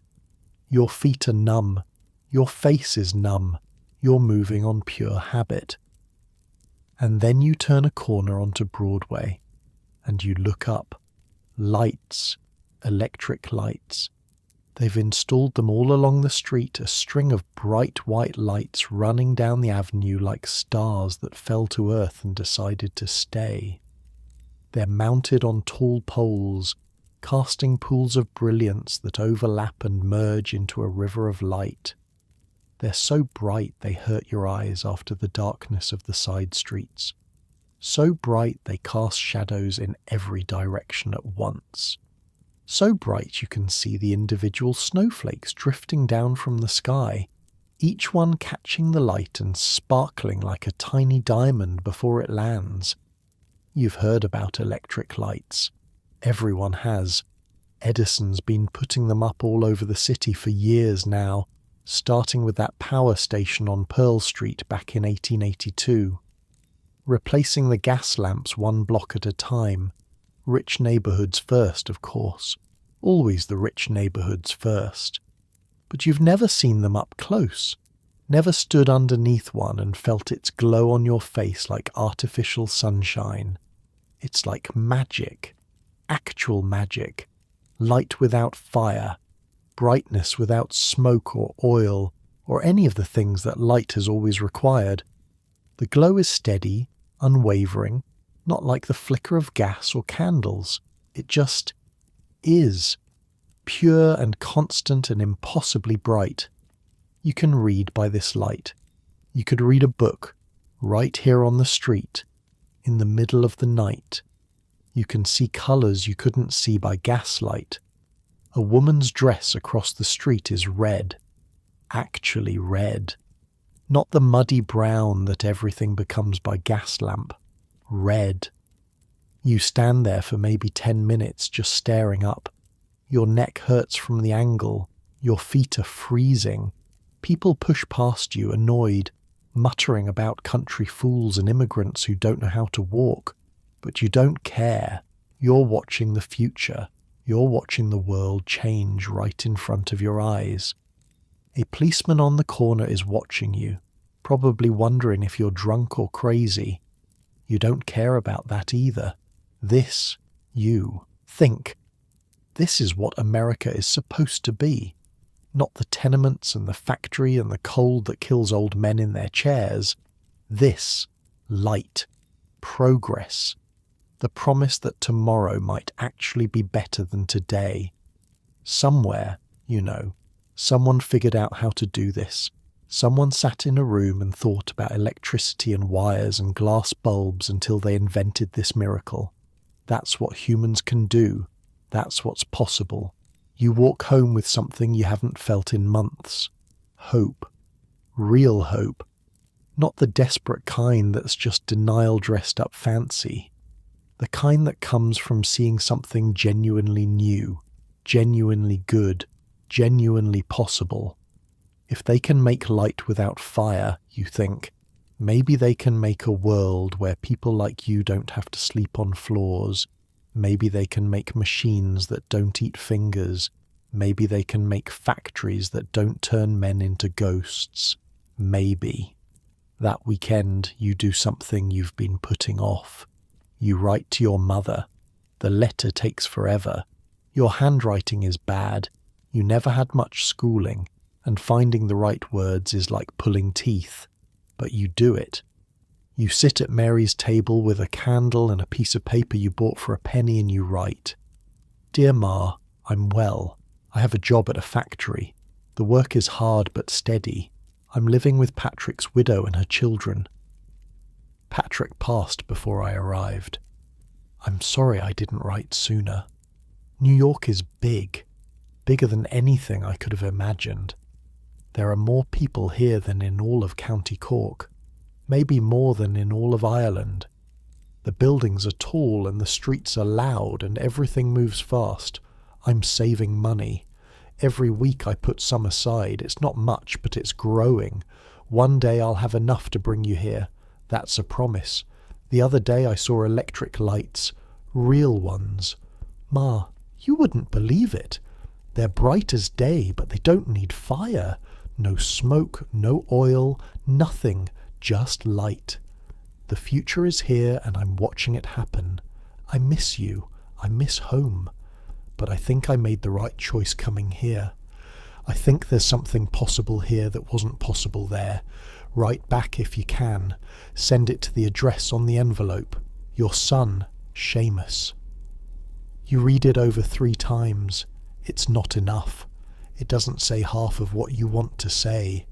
But it's something. A connection across 3,000 miles of ocean. A thread that ties you to home. Mary helps you address the envelope. She's been doing this longer than you have, knows how to navigate the postal system. The letter will take weeks to arrive, she warns. Weeks more before a reply comes back, if your mother can find someone to write one for her. You mail it anyway. Some things are worth the wait. March comes, and with it, something unexpected. The winter is finally loosening its grip. The ice is cracking. The days are getting longer, and at the factory, something is different. The foreman pulls you aside after your shift. His name is Brennan. He's a hard man, built like a barrel, with hands that look like they were carved from wood. He's not cruel exactly, not like some of the foremen you've heard about, but he's not kind either. He's efficient. He sees workers as numbers, as units of production, as problems to be managed. When he wants to talk to you alone, your first thought is that you're being fired. That's always the first thought. What did I do wrong? What rule did I break? Callahan, he says. You've been here, 4 months now? 5, you say. Almost 6, sir. He nods, pulls out a small notebook from his pocket, flips through pages covered in tiny handwriting. Good worker. No complaints, no trouble. You show up on time.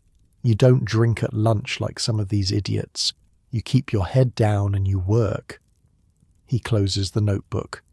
We're moving you to the heavy press, starting tomorrow. The heavy press. That's where they make the big nails, the railroad spikes, the massive bolts that hold bridges together. It's harder work, more dangerous. The machines are bigger, the stakes are higher. One mistake on the heavy press and you don't lose a finger. You lose an arm. Maybe your life. But it pays better. 10 cents more a day. You do the math in your head without even thinking about it. 10 cents times 6 days is 60 cents a week. 60 cents times 52 weeks is $31.20 a year. That's your mother's passage almost paid for just in the raise. You don't know what to say, so you just nod. The man who had the job before you, Brennan continues, watching your face. Kovac. He got careless. You won't see him around anymore. You understand what that means. You've heard the stories about Kovac. Hungarian fellow. Worked the heavy press for 3 years. Knew the machine better than anyone. Still got caught. The press doesn't care how much experience you have. It just waits for you to make a mistake. I'll be careful, you say. See that you are. Brennan puts the notebook back in his pocket. Report to Station 12 tomorrow. 6 o'clock. Don't make me regret it. He walks away without waiting for a response. That's how it works here. That's how everything works. But you're smiling. Can't help it. 10 cents more. A better position. Recognition that you're not just a body, not just a pair of hands, but someone who matters, someone worth investing in, someone who might have a future in this place. You float home that night. Actually float. Your feet barely touch the frozen ground. The cold doesn't bother you. The wind doesn't matter. You've got news. Good news. The kind of news that changes things. Mary actually cries when you tell her. Good tears. Happy tears. The kind she probably hasn't cried since Patrick was alive. The children gather around, not understanding what's happening but feeling the energy in the room. Even the old man in the corner seems to stir, his eyes focusing for a moment on something other than the past. This calls for celebration, Mary says. She pulls out a bottle from somewhere, something she's been saving. Whiskey. Real whiskey, not the rotgut they serve at O'Malley's. She pours 2 glasses, hands you one. To Seamus, she says, to the future, you drink. The whiskey burns going down, but it's a good burn, a warm burn. For one night you're not just surviving, you're winning. Later, lying on your spot by the stove, you think about everything that's happened. The ship, Castle Garden, the tenement, the factory, Tommy with his missing finger, the man who lost his hand, the cold that killed O'Brien, the electric lights on Broadway. It's been 6 months since you stepped off that ship. 6 months of the hardest work you've ever done. 6 months of fear and pain and exhaustion. But also 6 months of money in a tin can. 6 months of community at O'Malley's. 6 months of small victories that add up to something bigger. You're still poor. You're still tired. You're still sleeping on a wooden floor in a building that might as well be a vertical coffin. But you're alive. You're working. You're saving. And tomorrow you start on the heavy press. Not bad for a Mick from County Cork. Outside the wind is still blowing, still cold, still trying to find its way through the cracks in the walls. But inside, with the whiskey warm in your belly and the stove glowing red, it doesn't feel quite so hostile. Spring is coming. You can feel it. Not here yet, but coming. The days are getting longer. The ice is starting to crack. Soon the streets will turn back to mud instead of frozen ground, and then to dust, and then it'll be summer again with its own different miseries. But for now, in this moment, things are okay, maybe even good. Not like your cozy situation right now, of course. You've got heat that doesn't require feeding coal every few hours, light you can turn on with a switch, a bed that's actually soft. But Seamus is getting there, slowly, painfully, one day at a time. That's how it worked back then. That's how it still works now, really. Small victories, tiny steps forward. The belief that tomorrow might be slightly better than today, and the willingness to work for it. The candle burns low. Mary blows it out. Darkness. But not the hopeless darkness of those first nights. A different darkness now. A darkness that feels more like rest than oblivion. You close your eyes. Tomorrow, the heavy press. Tomorrow, a new challenge. Tomorrow, another step towards something better. But tonight, just for tonight, you've already won. Sleep comes easy for once. And somewhere across the city, those electric lights are still burning. Still promising a future that's brighter than the past. Seamus Callahan doesn't know it yet, but he's part of something bigger than himself, part of a story that's still being written, part of a nation that's changing every single day, for better and worse, in ways nobody can predict. He's just one man, one immigrant, one worker among millions. But his story matters. They all do. And he's not done yet. Not even close. Spring arrives like a rumour at first. A day here and there where the wind doesn't cut through your coat. A patch of blue sky between the clouds. The sound of water dripping as the ice finally starts to melt. Then all at once, it's real. The streets turn to mud. Thick, brown, ankle-deep mud that gets into everything. It's disgusting. It smells worse than winter somehow, because all the garbage and horse manure that froze over is now thawing and mixing together into a soup that squishes under your boots. But the sun is warm on your face, and after 5 months of cold that tried to kill you, a little mud feels like a fair trade. Work on the heavy press is harder than the nail line.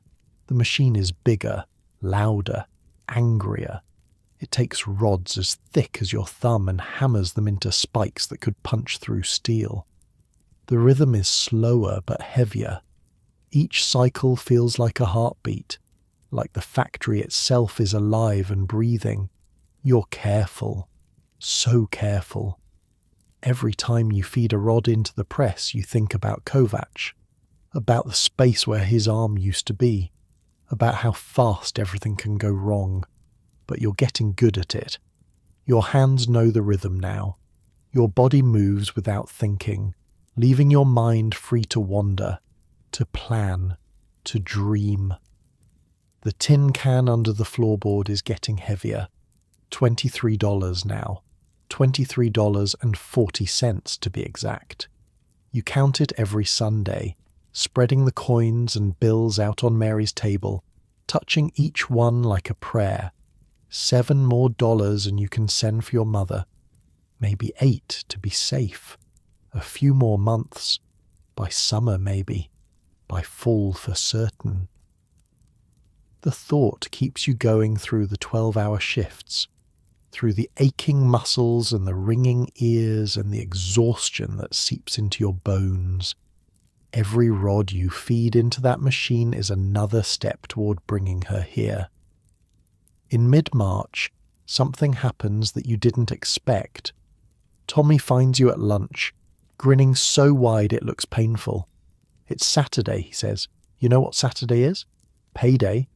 He rolls his eyes. Besides that, Saturday is March 17th. It takes you a second. Then it hits you. St. Patrick's Day. In Ireland, St. Patrick's Day was a holy day. You went to Mass, maybe had a small celebration at home, and that was it. Nothing fancy, nothing big. In New York, apparently, it's a completely different animal. The parade, Tommy says. The parade is Saturday. Everyone goes. Everyone. You've heard about the St. Patrick's Day parade. It's been going on for decades, longer than you've been alive. Thousands of Irish marching through the streets of New York, showing the city that they exist, that they matter, that they're not going anywhere. You've never seen it, never even considered going. Saturdays are for work, but Tommy's already ahead of you. Flannery arranged it, he says. Half the factory's taking the day. The bosses don't like it, but they can't exactly fire all of us.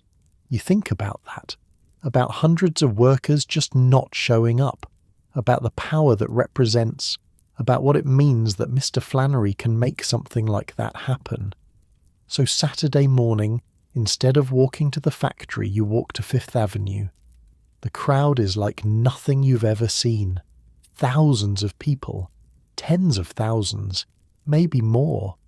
They're packed along the sidewalks 10 deep, spilling into the street, climbing lampposts and fire escapes and perching on window ledges to get a better view.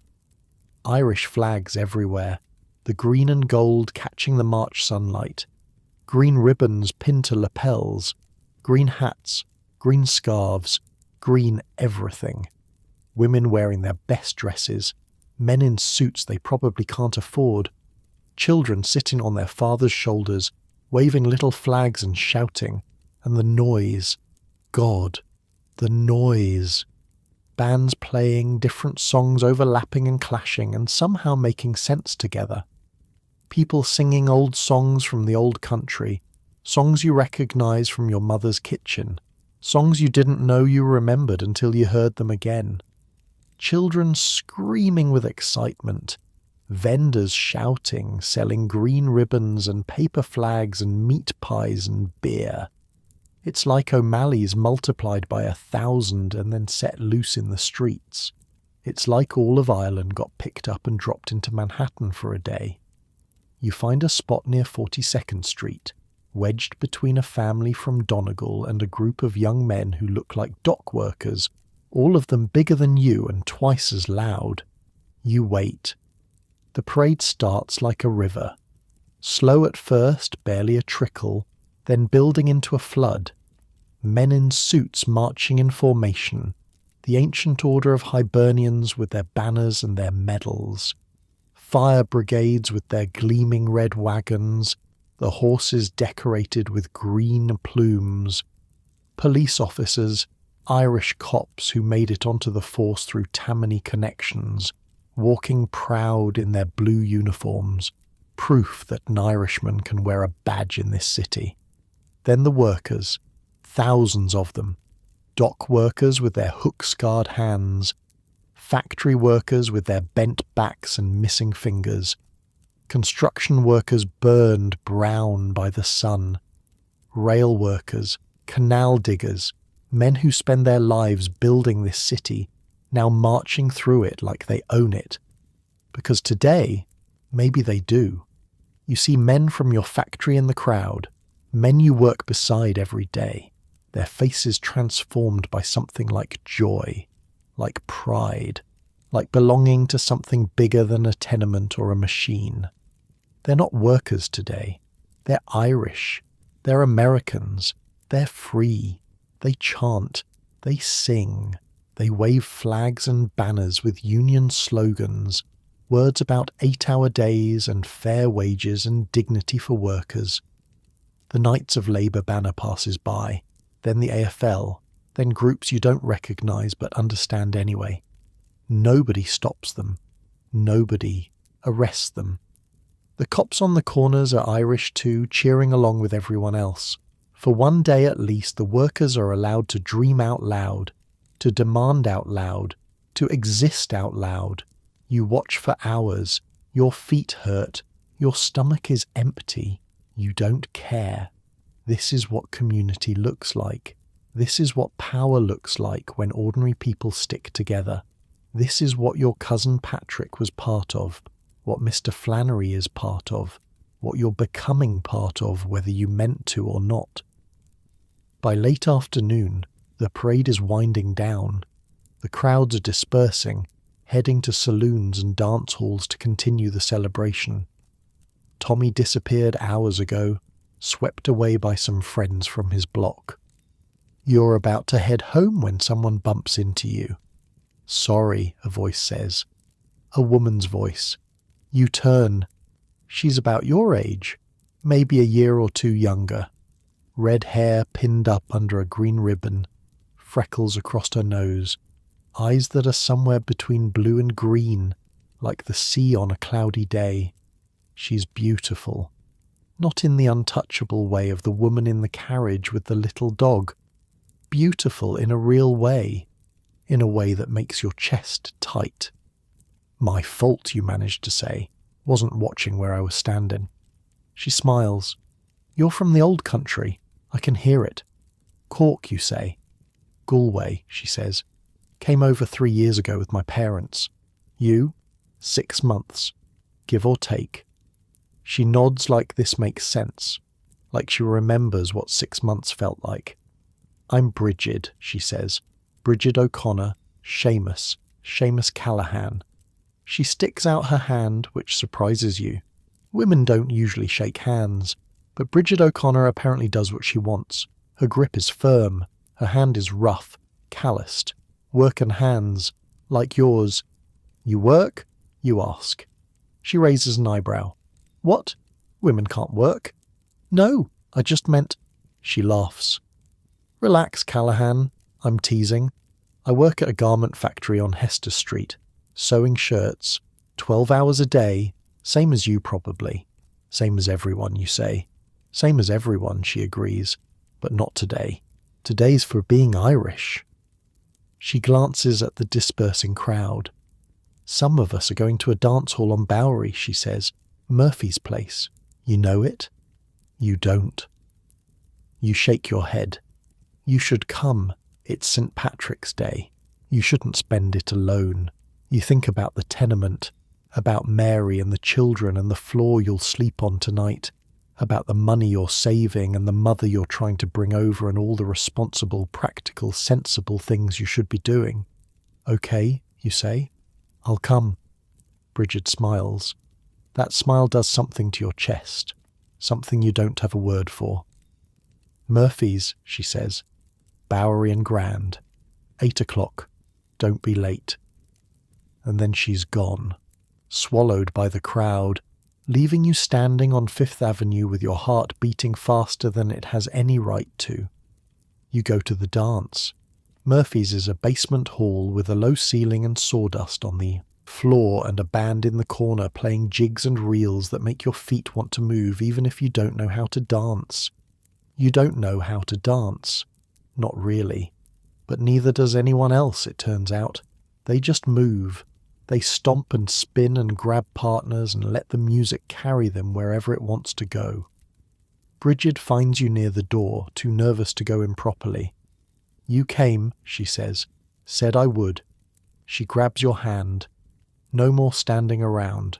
Come on." The next few hours are a blur. The music is loud and fast and somehow also sad, like all Irish music. The beer is cheap and plentiful. People are laughing, singing, shouting stories at each other over the noise. You dance with Bridget, or something like dancing. She leads mostly because you have no idea what you're doing. She doesn't seem to mind. She laughs when you step on her feet, which is often. "Tell me about Cork," she says during a slower song. "What do you want to know?" "Everything. What it looked like. What it smelled like. What you miss." So you tell her about the green hills and the grey skies and the smell of peat smoke, about your mother's cottage and the neighbours you grew up with, and the church where you were baptised, about leaving, about the ship, about arriving in a city that didn't want you but needed you anyway. She listens, really listens, not just waiting for her turn to talk, but actually hearing you. When you finish, she's quiet for a moment. "I miss Galway," she says finally, "every day. But I wouldn't go back. There's nothing there anymore. No work, no future. At least here." She shrugs. "At least here there's a chance." You think about that. About chances.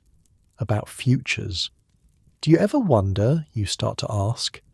But the music picks up again and the moment passes. Later, walking home through streets that are still echoing with celebration, you think about Bridget O'Connor from Galway, about her red hair and her working hands and the way she said your name. You're not thinking about the factory. You're not thinking about your mother's passage money or the heavy press or the tin can under the floorboard. You're thinking about the possibility that there might be more to life than just surviving. That maybe, somewhere in this loud and dirty and dangerous city, there's room for something like happiness. It's a dangerous thought. Happiness is expensive. Happiness requires things you can't afford, but you think it anyway. The next morning, Sunday, you walk to the Brooklyn Bridge.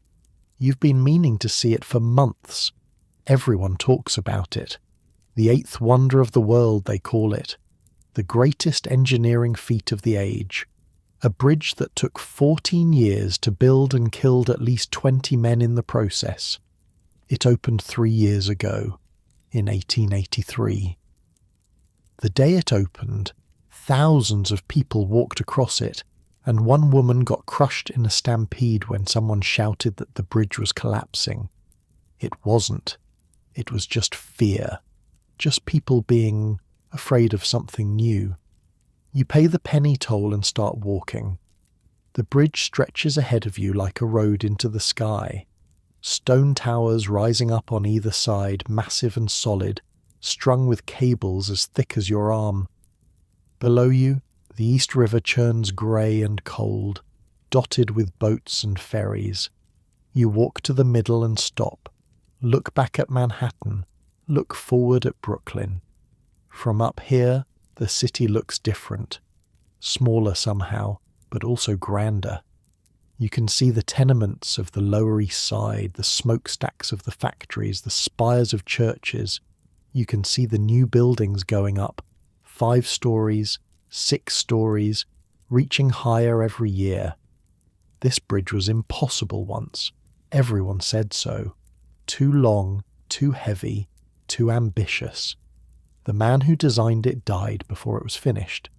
His son took over, got sick from working underwater, spent years in bed directing construction from his window. But they built it anyway. Stone by stone, cable by cable. They built the impossible and made it real. You think about that. About impossible things. About what people can do when they refuse to give up. Below you, the river keeps flowing. Above you, the cables hum in the wind. Around you, other people are walking, looking, pointing at the view. For a moment, just a moment, you feel like you're part of something bigger than yourself. Part of a city that's building itself toward the sky. Part of a story that's still being written. Not bad for a Mick from County Cork. Not bad at all. You stand there until the sun starts to set, painting the sky orange and red. Then you walk home, tired and happy, and already thinking about next Saturday. About Murphy's dance hall. About Bridget O'Connor and her sea-coloured eyes. Tomorrow is Monday. Tomorrow is the factory, the heavy press, the endless rhythm of work. But tonight, you've got something else. Something that feels almost like a future. Not like your comfortable bed, is it? While you're all warm and relaxed, Seamus is walking home from the Brooklyn Bridge with hope in his chest and a girl's name on his mind. But here's the thing. That hope was real. That bridge was real. That parade was real. In the middle of all the hardship and danger and inequality of the Gilded Age, people still fell in love, still danced, still celebrated who they were and where they came from. They worked 12 hours a day and then found energy somehow to live the rest of their lives, to build communities, to raise families, to be human. That's the part that doesn't make it into the history books. The joy, the small moments that make everything else bearable. Seamus is learning that now. He's learning that survival isn't enough. You need something to survive for. And maybe, just maybe, he's starting to find it. The stars are coming out over Manhattan. Gas lamps flicker to life along the streets. Somewhere, a fiddle is playing. Seamus Callahan walks home with a spring in his step that wasn't there this morning. Tomorrow, the machines. But tonight, the music. Tonight, the bridge. Tonight, Bridget. You see Bridget every Sunday after that. It becomes a ritual. Church in the morning, because her mother insists and you're not going to argue with an Irish mother. Then a walk. Through the streets, along the river, wherever your feet take you. She talks about her job at the garment factory. Sewing shirts, 10 hours a day, 6 days a week. Her fingers are calloused in different ways than yours, pricked by needles instead of roughened by rods. She shows you the scars, tiny dots across her fingertips like constellations. Every shirt I make, she says, some rich man wears it to dinner parties.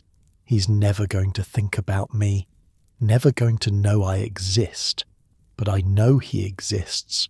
I can picture his face while I'm sewing his collar. Does that bother you? She shrugs. It used to. Now I just think about how ridiculous his collar is. All those ruffles. Who needs that many ruffles? You laugh. She makes you laugh, which is strange because you didn't think of yourself as someone who laughs. But around Bridget, you do. She has a way of finding the absurd in everything, of pointing at the world and saying, look at this mess. Isn't it funny? Her family lives in a tenement on Hester Street, not far from the garment factory. Their building is a little better than yours. A little. The stairs don't creak as much, and there's actually a window in the hallway that lets in light. Small victories. Her father works on the docks when there's work to be had, which isn't always, which isn't even often. Her mother takes in laundry from uptown families, scrubbing their fancy shirts and dresses until her hands crack and bleed. Her two younger brothers, Sean and Patrick sell newspapers on street corners and shine shoes outside the hotels, bringing in pennies that add up to survival. They're suspicious of you at first. Bridget's father looks at you like you're something the tide washed in, some half-drowned creature that doesn't know enough to stay away from his daughter. So, he says the first time you come to dinner, you work in a factory. Yes, sir, nail factory, on the heavy press. Heavy press. He nods slowly, like he's weighing this information. You got all your fingers. You hold up your hands. So far. He almost smiles at that. Almost. Her mother is worse. She asks questions that feel more like interrogations. Where are you from? What parish? Who are your people? What did your father do? What do you make at that factory? How much do you save? What are your intentions toward my daughter? Ma, Bridget groans. He just got here. I have a right to know, her mother says. A mother always has a right to know. You answer every question. Honestly, completely. Feeling like you're on trial for a crime you haven't committed yet. Mrs. O'Connor listens with narrowed eyes, weighing each response, looking for lies or weakness. By the time dinner is over, you're exhausted. You've been interrogated by officials at Castle Garden who were less thorough than this woman, but you pass whatever test they're giving. By the third Sunday dinner at their table, Mr. O'Connor is pouring you whiskey and telling stories about Galway, about the fishing boats and the storms and the girl he fell in love with 40 years ago. By the fifth, Mrs. O'Connor is asking when you're going to make an honest woman of her daughter. Ma, Bridget says, mortified, her cheeks turning red. We've known each other 2 months. I knew your father 2 weeks before we were engaged, Mrs. O'Connor says, completely unfazed. 2 weeks. And look at us now. Mr. O'Connor raises his glass. 30 years of her telling me what to do. Best years of my life. Mrs. O'Connor swats his arm, but she's smiling. The whole table laughs.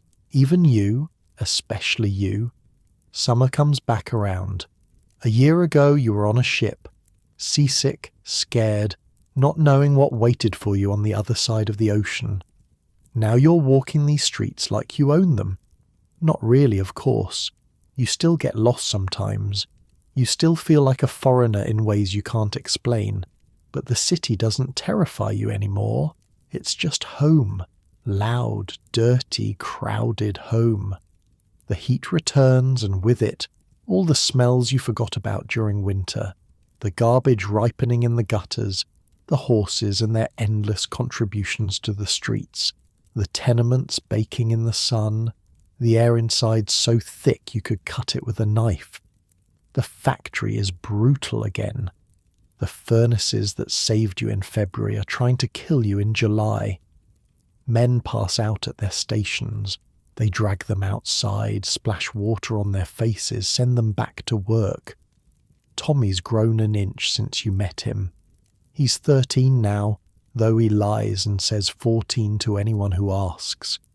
He's got a girl, he tells you, a girl named Anna who works at the match factory on the east side. Her fingers glow in the dark, Tommy says, from the phosphorus. She showed me. That doesn't sound healthy, you say. Tommy shrugs. Nothing's healthy.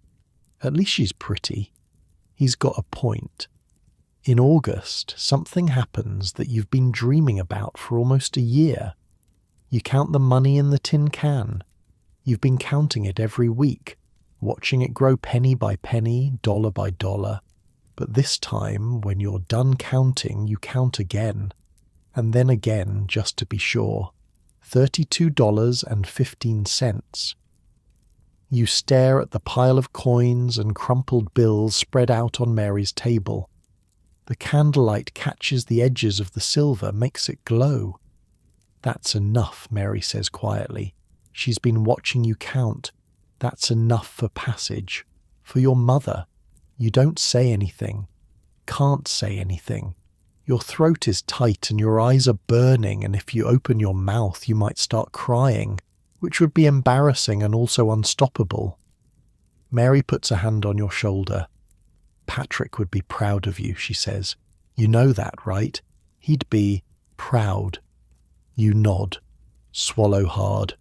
Blink until the burning goes away. The next morning you go to a shipping company on South Street. A man behind a desk looks at you like you're wasting his time until you pull out the money. Then he looks at you differently. One passage, you say, Queenstown to New York. The name is Callahan. Margaret Callahan. He writes it down, takes your money, hands you a receipt. The next ship leaves in 3 weeks, he says. She'll need to get to Queenstown by then, and she'll need this. He hands you a ticket. Guard it with your life. You walk out of that office holding the ticket like it's made of gold. Because it is, really.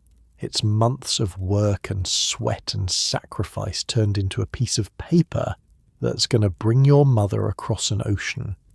You write to her that night. The longest letter you've ever written. Explaining the ticket. Explaining how to get to Queenstown. Explaining what to expect when she arrives. You tell her about Castle Garden, about the questions they'll ask, about how to find you afterward. You tell her about the city, about the noise and the smells and the way the buildings block out the sky, about the factory and the heavy press and the men you work with, about Mary and her children and the floor you sleep on. You tell her about Bridget. There's a girl, you write. Her name is Bridget O'Connor. She's from Galway. She makes me laugh. I think you'd like her. You think about crossing that last part out. It feels like too much, too soon, too something. You leave it in. The weeks between sending the letter and waiting for the ship are the longest of your life. You can't stop thinking about everything that could go wrong. What if your mother can't get to Queenstown in time? What if she gets sick on the voyage? What if something happens and she doesn't arrive and you've spent all that money for nothing? You work, you eat, you sleep. You see Bridget on Sundays and try not to be a nervous wreck. She knows what you're going through. She remembers her own crossing, the fear of it, the way the ocean seemed endless. She'll make it, Bridget says. The O'Connors are tough. The Callahans are probably tougher. How do you know? Because you made it, and you came alone. She'll have the ocean at her back and you waiting at the end. That's more than most people get. You hold on to that. In early September, a year and 1 week after you arrived in New York, you go back to Castle Garden. The place looks different now. Smaller somehow. Less terrifying. When you came through here a year ago, it felt like the entrance to another world. Now it just looks like a building full of tired people. But for the passengers on today's ship, it's still everything. It's still the door to a new life. The ship is called the Bothnia. You watch it come in from the battery, massive and slow, crawling across the harbour like a tired whale.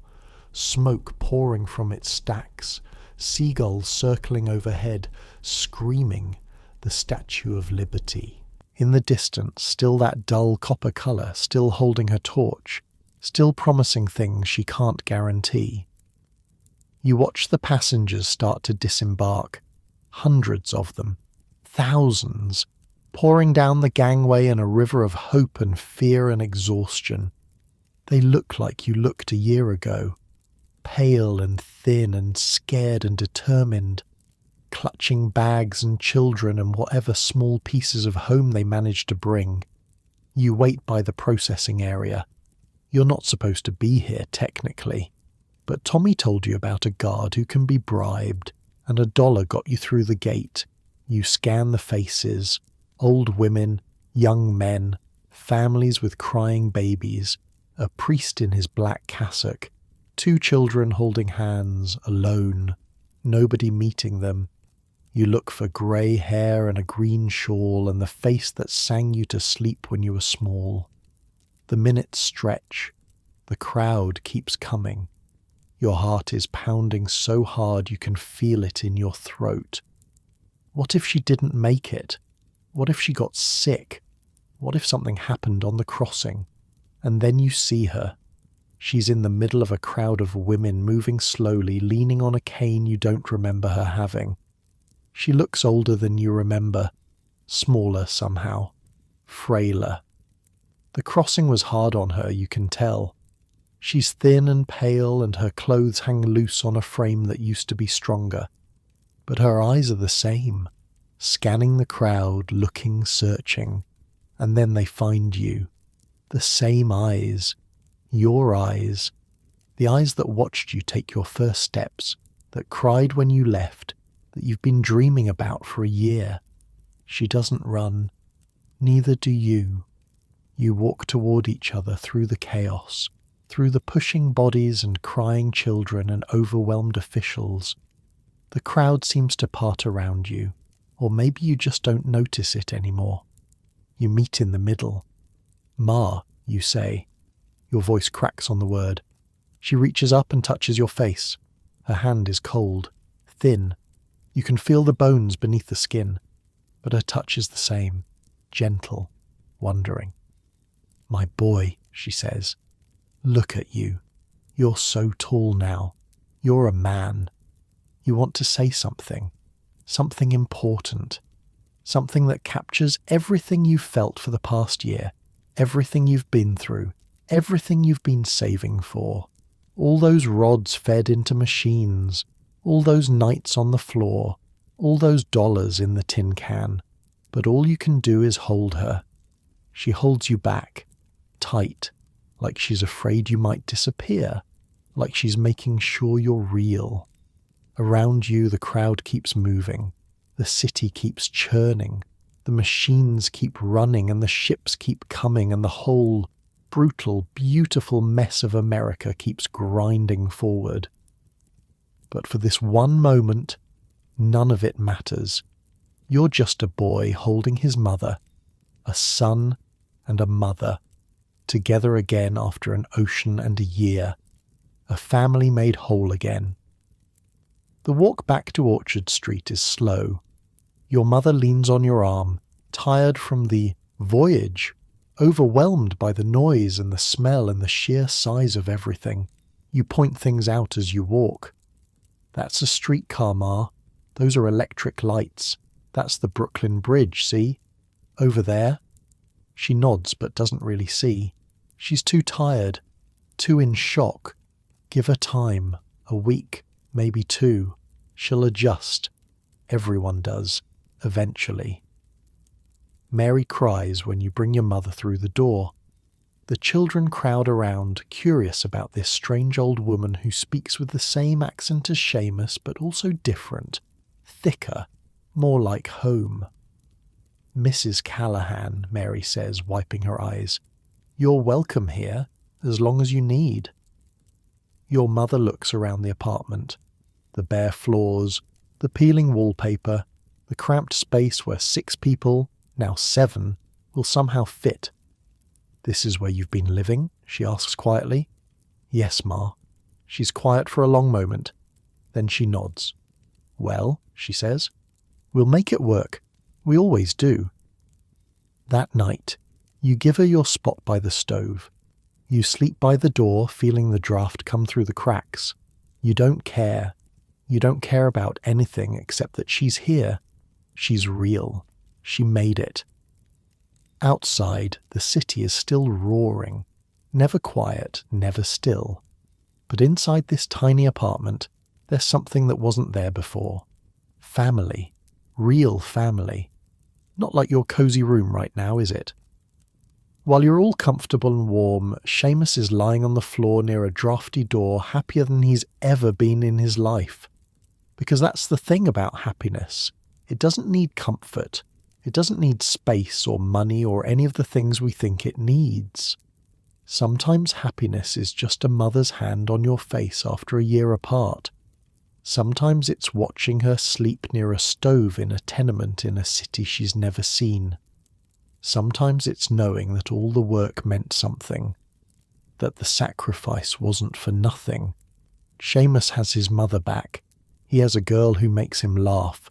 He has a job that's slowly, painfully paying him enough to survive. He's still poor, still tired, still sleeping on a floor in a building that should probably be condemned. But he's not alone anymore, and that makes all the difference. The candle burns low. Mary blows it out. Darkness settles over the apartment, over the tenement, over the whole Lower East Side. But somewhere in that darkness, Seamus Callahan is smiling. Tomorrow, the factory. Tomorrow, the machines.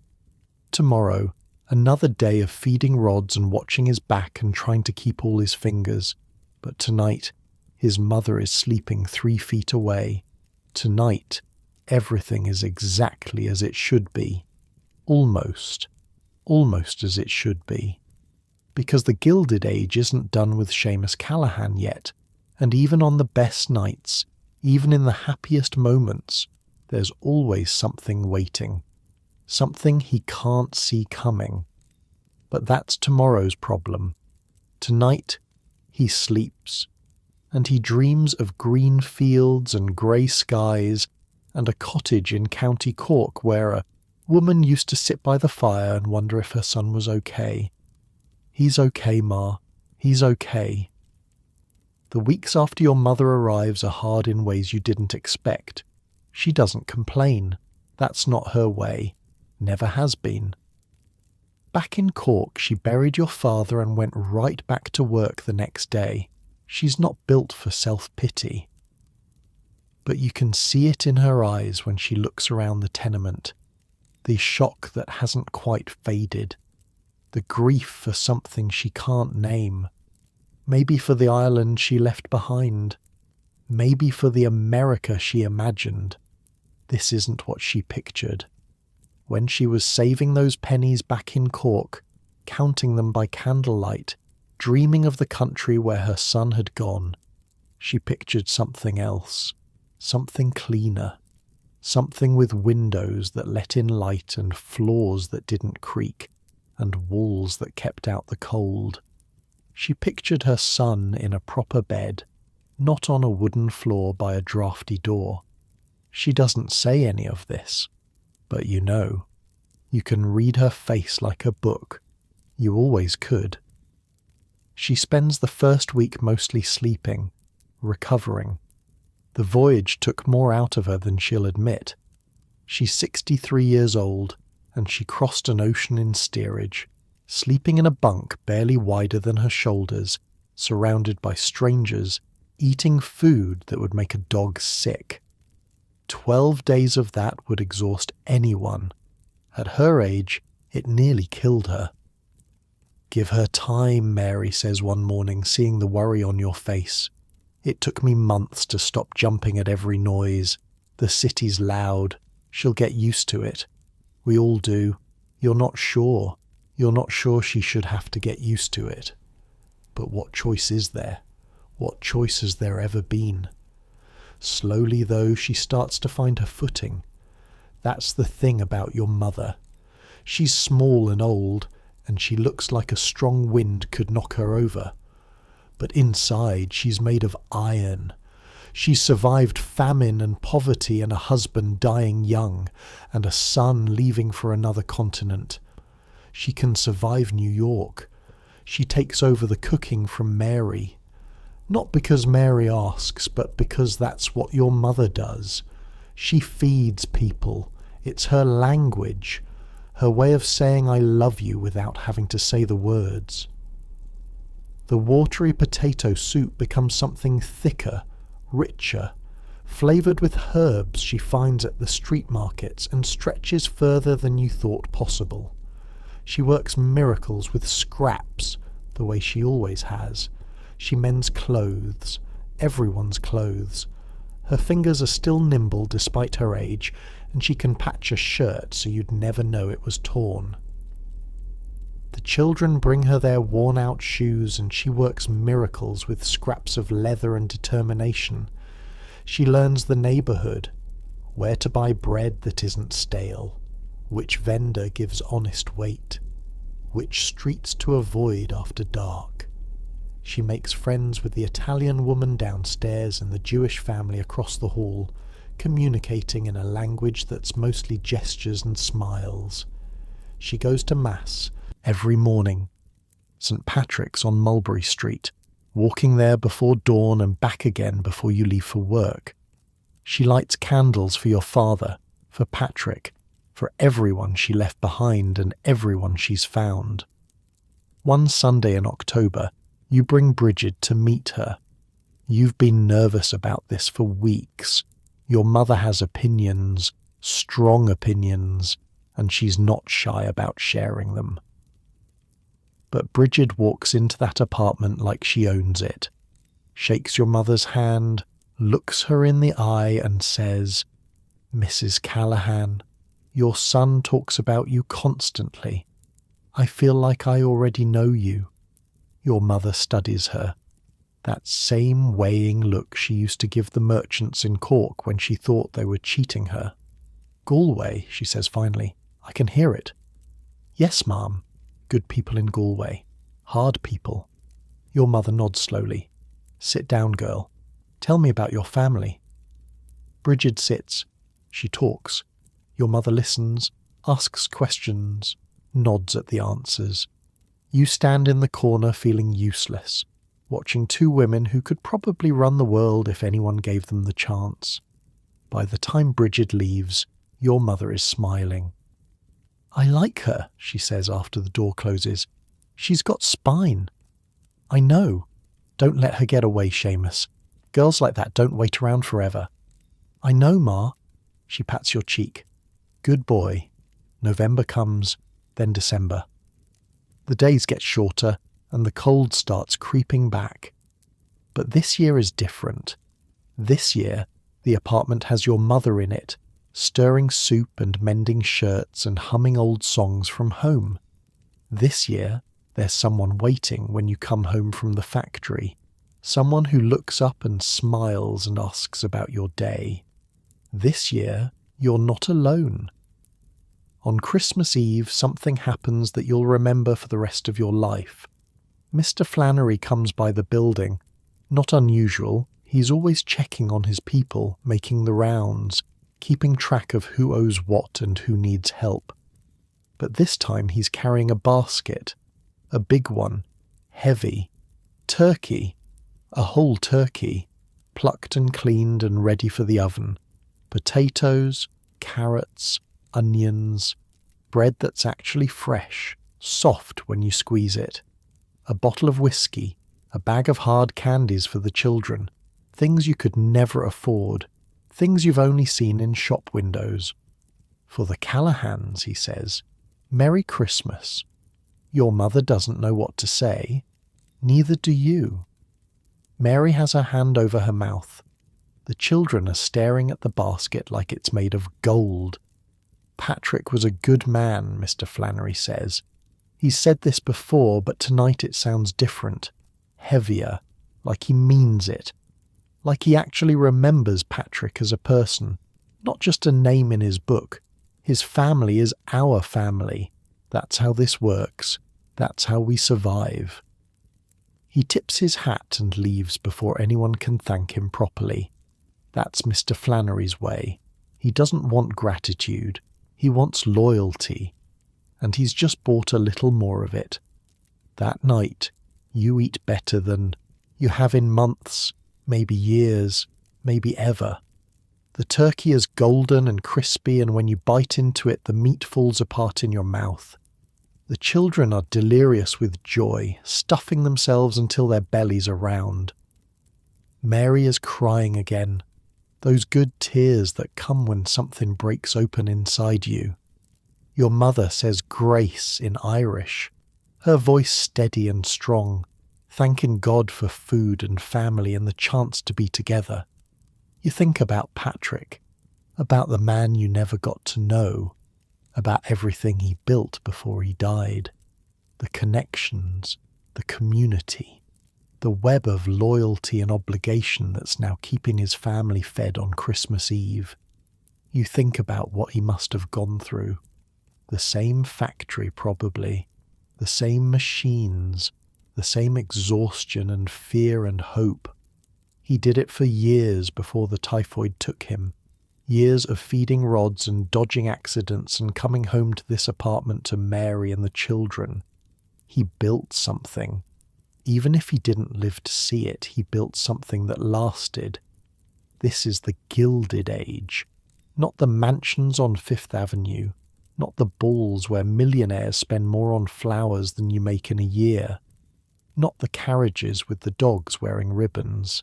This, a basket of food on Christmas Eve. A ward boss who remembers the people who showed up for him. A community that takes care of its own because nobody else will. It's not perfect. It's not fair. It's built on favours and votes and a system that's corrupt right down to its bones. Tomorrow Mr. Flannery will expect something in return. Tomorrow the machine will keep grinding. But tonight it's keeping you fed. Tonight it's giving your mother a Christmas dinner in a new country. Tonight, it's real, and it's warm, and it's yours. After dinner, after the children are asleep and Mary and your mother are talking quietly by the stove, you step outside. The city is quiet for once. Snow is falling, soft and steady, covering the garbage and the mud and all the ugly things. The gas lamps glow yellow through the white. Somewhere, church bells are ringing. You think about everything that's happened since you stepped off that ship.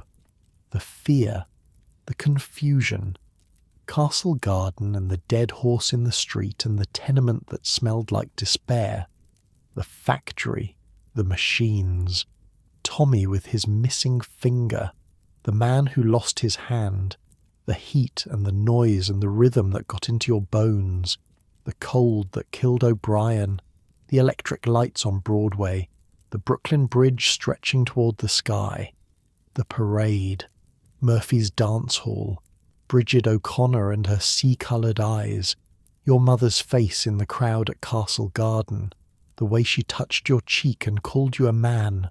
1 year, 365 days. It feels like a lifetime. It feels like a moment. You're still poor. You're still tired. You're still sleeping on a floor in a building that should have been condemned years ago. But you're not the same person who got off that ship. You're harder now. Tougher. You know things about survival that the boy from Cork never imagined, and you're not alone. That's the part that matters most. You have Mary and the children. You have your mother. You have Bridget. You have Tommy and the men at O'Malley's and even Mr. Flannery in his own corrupt way. You have a community, a place where you belong. The snow keeps falling. The bells keep ringing. The city keeps breathing slow and steady like a sleeping giant. You go back inside. The apartment is warm. The stove is glowing. Your mother is already asleep in her spot, snoring softly. Mary is banking the fire for the night. "Merry Christmas, Seamus," she says. "Merry Christmas, Mary." You find your spot by the door. The floor is hard, familiar. The draft comes through the cracks, cold against your face. But you don't mind. Not tonight. Tonight everything is exactly as it should be. Tomorrow will bring more work, more struggle. More of the endless fight to survive in a city that doesn't care if you live or die. There will be more accidents at the factory, more friends lost to machines and disease and poverty, more battles between workers and bosses, between the people who have everything and the people who have nothing. The Gilded Age isn't over, it's barely begun. But that's tomorrow. Tonight, on this Christmas Eve in 1887, Seamus Callahan closes his eyes and lets himself rest. He thinks about Bridget, about asking her to marry him someday, about the life they might build together, about children of their own, born American, born free, born into a world that's slowly, painfully getting better. He thinks about his mother, about how she sold eggs and mended clothes for 2 years just to give him a chance, about how she crossed an ocean at 63 because her son sent for her, about how she's sleeping peacefully 3 feet away, finally warm, finally safe. He thinks about Patrick, about all the Patricks, all the Seamuses and Marys and Bridgets, all the people who came to this country with nothing but hope, who worked themselves into early graves, who never saw the future they were building but built it anyway. Millions of them, pouring off ships for decades, filling the tenements and the factories and the streets, building the bridges and the railroads and the buildings that rich men would put their names on. Their sacrifices weren't for nothing, can't be for nothing. Every nail Seamus makes becomes part of something larger. Every dollar he saves, every vote he casts, every time he shows up at a union meeting or a parade or a Sunday dinner with Bridget's family, he's adding one more brick to a wall that will take generations to finish. He doesn't know that yet. Not really. He's too tired to see the big picture. Too focused on tomorrow's shift and next month's rent and whether he can save enough to marry Bridget before another year goes by. But someday, someone will look back at all of this, at the tenements, and the factories and the 12-hour days, at the children working machines and the men dying for pennies, at the whole bloody, brutal, beautiful mess of the Gilded Age, and they'll understand. This is how it started.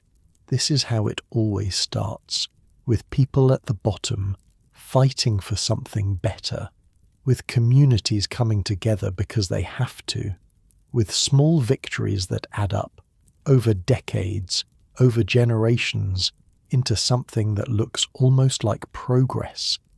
The Gilded Age will end, the reforms will come, the unions will grow stronger, the children will go to school instead of factories, the days will get shorter, and the wages will get higher, and the tenements will eventually come down. Someday, people will work 8 hours instead of 12. They'll have weekends. They'll have safety regulations and minimum wages and the right to organise without being beaten by Pinkertons. Seamus won't live to see all of it. Nobody does.